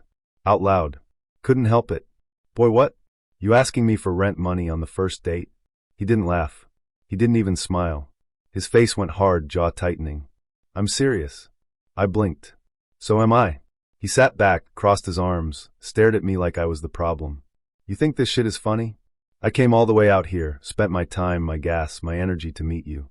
Least you could do is show some appreciation. My fork froze midair. Appreciation? Sir, this is a date, not a GoFundMe campaign. His tone shifted again, faster than Atlanta weather. First pleading, now demanding. Look, it ain't even about the money, okay? It's about respect. I'm telling you my situation. I'm opening up. And you sitting there acting like I'm begging in the street. You got it. I can tell. Nails done, dress nice, hair fresh. You can't spare 300? That's lunch money for you. Now let me tell you something. I've had men pull some slick stuff before. Ghosting, lying, even the old, I left my wallet at home trick. But never in my life had one looked me dead in the eye over a plate of pork chops and demanded rent money, like it was part of the date package. I stared him down, slow blink, lips pressed tight. You're serious? Dead serious. He leaned in again, voice dropping, eyes drilling into me. I don't play games. If I tell you I need it, I need it. And if you can't ride with me on this little thing, how the hell we supposed to build something bigger? I sipped my water, long deliberate, because if I opened my mouth too fast, I was liable to snatch that cornbread and slap him with it. Other diners had started noticing. A couple at the next table side-eyed us over their ribs. A group of women near the jukebox leaned in, pretending to laugh but clearly eavesdropping. The waitress hovered by the counter, chewing her lip. The air felt heavy, like everyone was waiting to see what would happen next.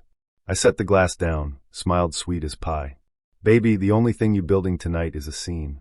He didn't like that. His face twisted, red creeping up his neck.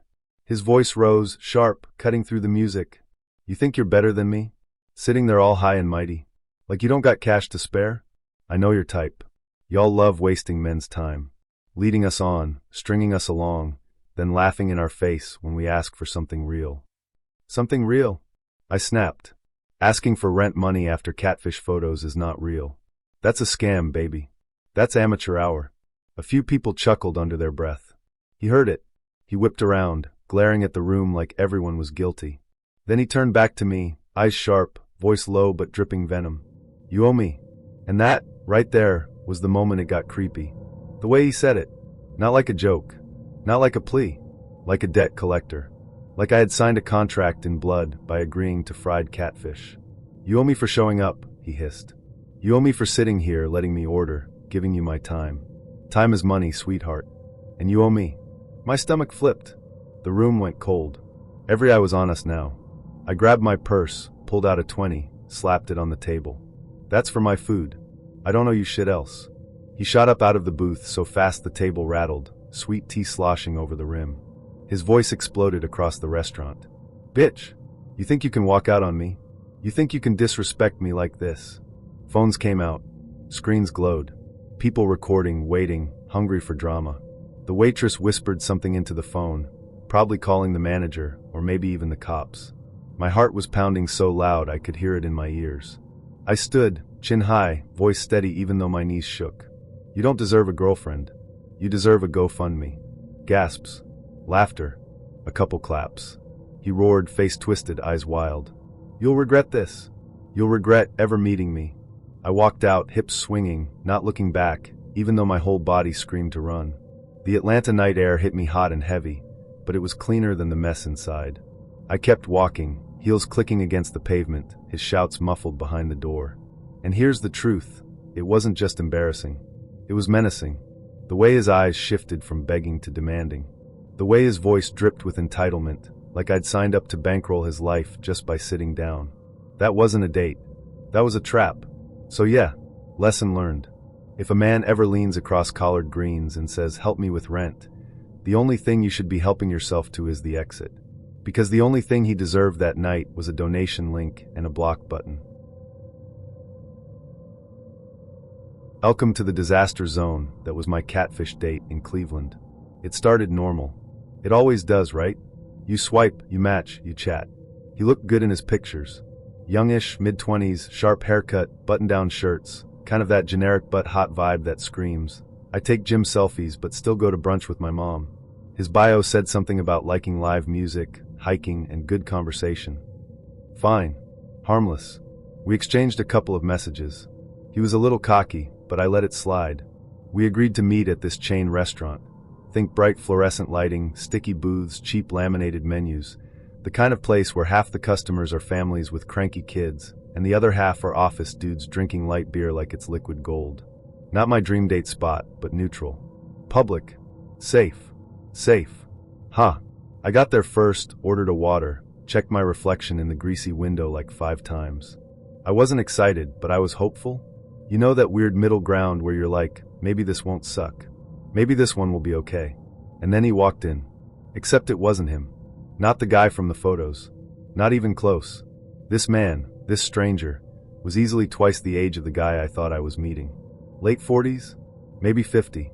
His gut strained against a faded polo shirt that had actual grease stains down the front. His hairline was MIA, the scraps left behind plastered with gel. His face was puffy red, sweaty, like he'd just wrestled a fryer basket. And his eyes, God, his eyes, beady little things that locked onto me like I was prey. He grinned, all teeth, and slid into the booth across from me like he owned it. Didn't ask. Didn't even pause. Just plopped down, the seat groaning under him. You're smaller than I thought, he said. First words out of his mouth. Not hi. Not sorry. I lied about literally everything. No. Straight to criticism. I blinked. Excuse me? He waved a hand, casual, dismissive. Your pictures. You look bigger. Not in a bad way. Just thought you'd have more meat on you. But hey, I can work with it. He snorted like it was funny. My stomach dropped. Every red flag in the universe shot up at once, waving, screaming, blaring sirens. But I was frozen. Because here's the thing, when you're sitting in public and someone comes at you like that, you don't always get to be clever or sassy or whatever. Sometimes you just sit there, paralyzed, trying to figure out how the hell you got into this. The waitress appeared, all smiles. Can I get you started with some drinks? Before I could open my mouth, he cut in. Whiskey.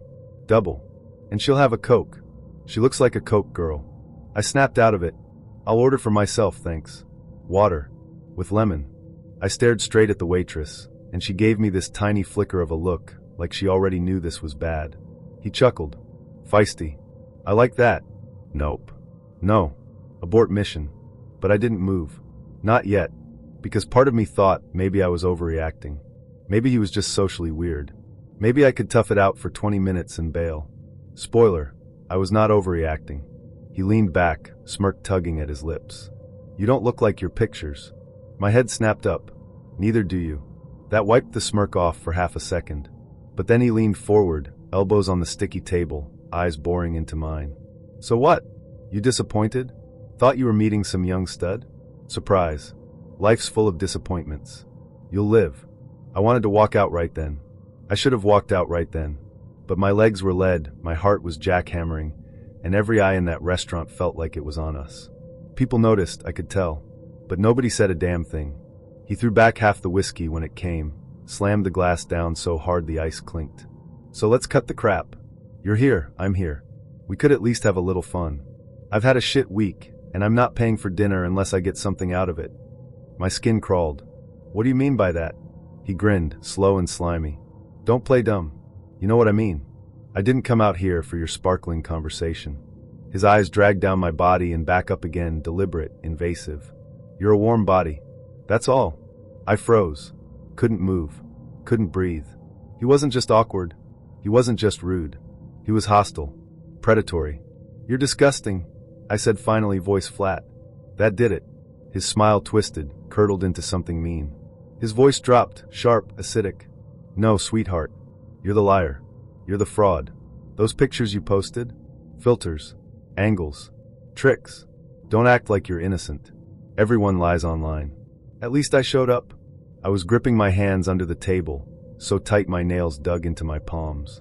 He leaned even closer, voice a hiss now. You're lucky I'm even interested. Women like you playing games, stringing men along. You deserve worse. You should be on your knees thanking me I even picked you. My chest went cold. My throat felt like sandpaper. And still around us, forks clinked, kids chattered, couples sipped beer. Everyone saw. No one moved. I'm leaving, I said. His face darkened instantly. His voice jumped up an octave, loud enough to cut through the music. The fuck you are? You think you can waste my time? You think you can sit there, look me in the eye, and then walk away? Every conversation around us died. People turned. Phones lit up. A couple teenagers at the next table whispered, holding up their screens. Recording. You're nothing, he spat, volume rising. You think you're better than me? Look at you. Scrawny little bitch. Bet you've never satisfied anyone in your life. Bet you'll die alone. The waitress stood frozen near the bar. No one helped. No one stopped him. They just watched. I slid out of the booth. My legs shook so bad I nearly stumbled. My bag strap tangled in the seat. His hand twitched like he wanted to grab me, but he didn't. He just sat there, eyes burning holes through me. Run, he barked. Go on. Run away. That's all you girls ever do. But you'll remember me. You'll think about me later, when you're lonely. You'll wish you stayed. My throat closed. I turned and walked, fast, past the silent tables, past the glowing phones, past the hostess who wouldn't meet my eyes. Each step felt heavy, sticky against the greasy floor. He shouted after me. Yeah, that's right. Walk away. You'll never get better. You'll come crawling back. You'll see. You'll see. His voice echoed as I pushed through the doors into the night air. It was freezing outside, sharp Cleveland cold that cut like glass, but it felt cleaner than that restaurant, cleaner than his eyes. I gulped it in like water after running a marathon. My chest hurt, my stomach churned, but I kept walking. I didn't stop until I was 3 blocks away. My phone buzzed with notifications, texts from him, already, numbers I didn't recognize. I turned it off, shoved it deep in my bag. That night, I scrubbed my skin raw in the shower, like I could erase the way his eyes crawled over me, the sound of his voice ripping me apart. But it stayed. It's still there. And here's the worst part. Nobody did anything. Not the waitress, not the diners, not the guys recording for TikTok clout. They just let it happen. I was trapped in plain sight. So yeah, next time someone says meet in public, it's safer, I'll laugh. Because being surrounded by people doesn't mean a damn thing if they all decide you're entertainment instead of a human. Illinois is one of those places that fools you. People outside think only of Chicago, with its skyline, deep dish pizza, and endless noise. But the truth is, most of Illinois isn't Chicago. It's miles and miles of flat land stitched together with highways, dotted with small towns where the biggest excitement is Friday night football or the opening of a new fast food spot. I was born in one of those towns, tucked between cornfields and strip malls, where everyone knows a little too much about everyone else. It can feel safe, but it can also feel suffocating. Maybe that's why I liked meeting people online. It felt like cracking a window in a room that hadn't been aired out in years. So to cut to it, we matched online as you do. We messaged back and forth. He wasn't overly flirty, didn't ask for dirty pics, which I liked. He asked about my job, my hobbies, what I liked to do for fun. He didn't push for selfies or late-night phone calls. It felt safe, controlled, almost like he was studying me, but I brushed that thought away. He picked a diner just outside Springfield, one I'd been to plenty of times. Not fancy, not trendy, just reliable. The kind of place where the waitresses called you Han, and the coffee tasted like burnt earth. I figured that was perfect, neutral ground, familiar enough for me, casual enough for him. The night we met, it was one of those chilly Illinois evenings in late spring where the air still bites your skin. I drove with the windows cracked anyway, letting the scent of damp earth roll in, trying to calm my nerves. Dating always made me nervous, even if I didn't expect much. The diner's neon sign buzzed when I pulled in. Half the letters flickered. Inside, I could see people hunched over booths, the glow of TVs bolted to the corners, and a waitress carrying a tray of pie slices. Comforting. Ordinary. He was already there, sitting in a booth by the window. When I walked in, he stood up, smiling. He looked like his pictures, but rougher. Older than he'd claimed. The lines around his mouth were deeper, his hair cut short in a style that looked more military than trendy. Still, he was put together. Button-down shirt, clean jeans, work boots polished but scuffed at the edges. "You look just like your pictures," he said, shaking my hand. His grip was firm, too firm. "You too," I replied automatically, though a voice in my head whispered, "He doesn't." We sat, ordered burgers and fries. The waitress smiled, asked if we wanted pie later. He said maybe, and winked at her in a way that made me shift uncomfortably. The first 20 minutes were fine. Small talk about traffic, weather, how Springfield always seemed caught between being a city and a small town.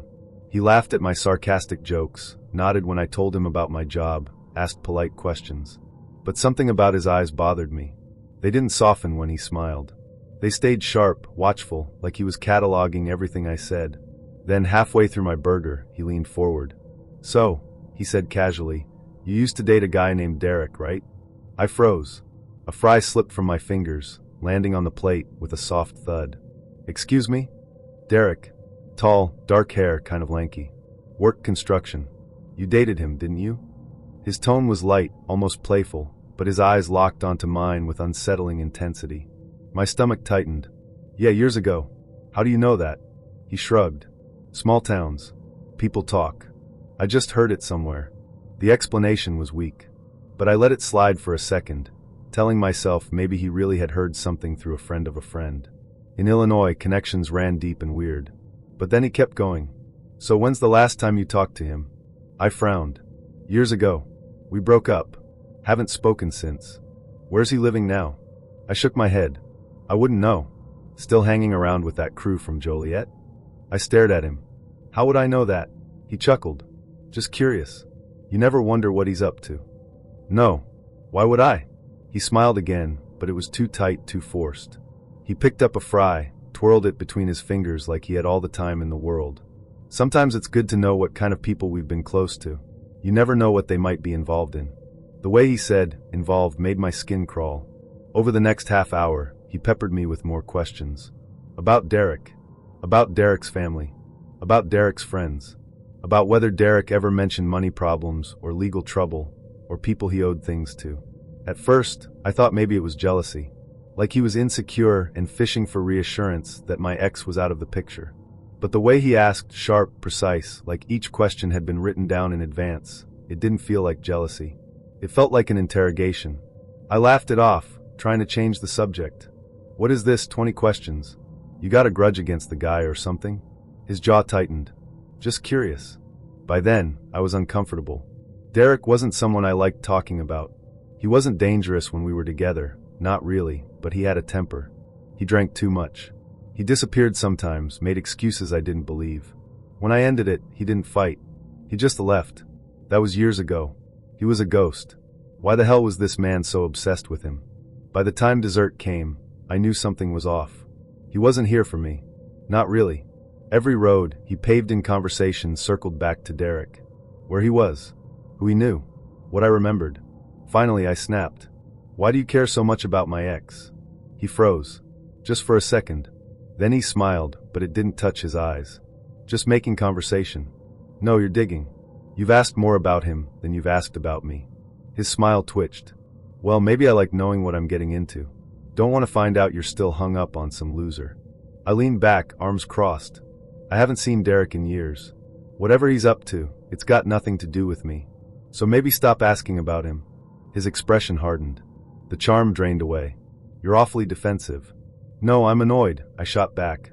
Because I came here for a date, not an interrogation. The people in the next booth glanced over. The waitress slowed as she passed, her eyes flicking between us.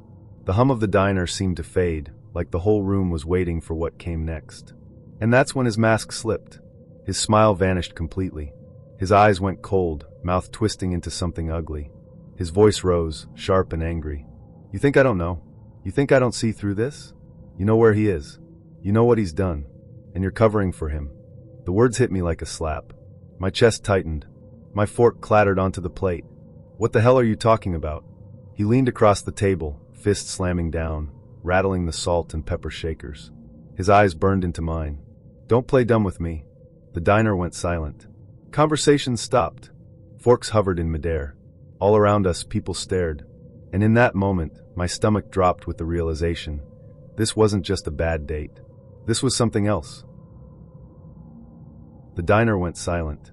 You know that kind of silence where you can still hear things. The hum of the fridge in the kitchen, the drip of coffee into a half-empty pot. But it feels like everything else has frozen. That was the silence sitting over us like a blanket. Forks hovered midair, kids' voices were cut short, and all I could hear was the pounding of my own heart. He leaned across the table, close enough that I could see the red flush creeping up his neck, close enough that I could smell the cheap aftershave cutting through the fry grease. His eyes were locked on mine, sharp, accusing. You know where he is, he hissed. You've been covering for him this whole time. I blinked, stunned. What? I haven't seen Derek in 5 years. I don't even know what city he's in. His fist came down on the table again. The salt shaker toppled, rolled, hit the edge of the booth. Bullshit. Don't lie to me. I felt the burn of dozens of eyes. Every single person in that diner was watching, some with concern, others with that sick kind of fascination people get when they smell drama. Phones were out. I caught the faint blue glow of a screen angled toward us, someone recording, probably hoping to catch a viral fight. I wanted to get up. I wanted to grab my purse and bolt, but my legs wouldn't move. I was pinned there by his voice, by the sheer weight of his anger. You don't understand. I tried, my voice low but shaking. I haven't spoken to him. I don't care what he's done. He's not part of my life anymore. He leaned closer, voice a venomous whisper. Then why are you so nervous? Why are you so defensive? You're lying to me, and I can see it all over your face. My throat tightened. My hands shook under the table. This wasn't just a date gone bad. This was something else. The waitress appeared suddenly at the edge of the booth, her voice trembling but firm. Sir, I'm gonna have to ask you to lower your voice. He whipped his head toward her, eyes blazing. Stay out of this. She flinched back, glanced at me with a look I'll never forget, part pity, part helplessness. I found my voice, small but steady. I don't know where Derek is. I don't want to know. And I don't owe you answers. That pushed him over the edge. He practically shouted, loud enough that even the cooks in the back paused. You think you're smart, huh? You think you can sit here, play innocent, act like you don't know? You're protecting him. You're protecting a criminal. The word criminal cracked through the diner like a gunshot. People gasped. A kid started crying in one of the booths. Someone whispered, "Oh my God." I couldn't take it anymore. I shoved my chair back so hard it screeched against the tile. I stood, my knees shaking. I'm leaving. His hand twitched, like he was about to grab my arm, but he stopped himself. Still, his voice followed me, booming, shaking the walls. Go ahead, run. But you'll regret this. You'll regret not telling me the truth. I bolted.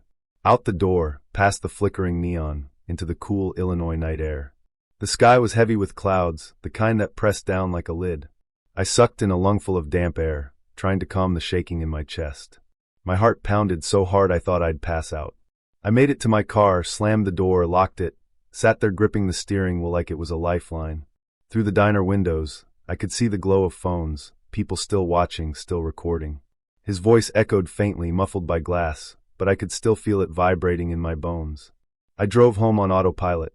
Every set of headlights in my rear view felt like it could be him. Every stoplight was an eternity. By the time I pulled into my driveway, I was shaking so bad I could barely cut the engine. I didn't sleep that night. I tossed, turned, replayed the scene in my head 100 times. The way he kept circling back to Derek. The way he looked at me, not like a date, but like a suspect. The word criminal echoing. And then a week later, I found out the truth. It came from a mutual acquaintance, someone I'd grown up with in town who worked at the courthouse. She'd heard the whispers. "That guy you went out with? He's a cop. Undercover. Been trying to track down Derek for months." The words hit like ice water. A cop. He hadn't been interested in me at all. He wasn't looking for romance or companionship or anything human. I was bait. A lead. A shortcut. The fury that ripped through me was like nothing I'd ever felt. Betrayal layered over humiliation, layered over fear. He'd lied to me, manipulated me, and when I couldn't give him what he wanted, he turned on me like I was the criminal. I couldn't let it go. I made an appointment with the police department, sat in a sterile office with buzzing lights, and told a sergeant everything. How he'd catfished me, how he interrogated me about my ex, how he shouted at me in public, accused me, humiliated me, how he lost control. The sergeant's face went cold hard. He took notes, asked questions, shook his head. "This is highly inappropriate," he said finally. "I can assure you, this will be investigated." I left the station shaking, part of me convinced it wouldn't matter, that they'd sweep it under the rug, protect their own. But a month later, word spread, he'd been suspended.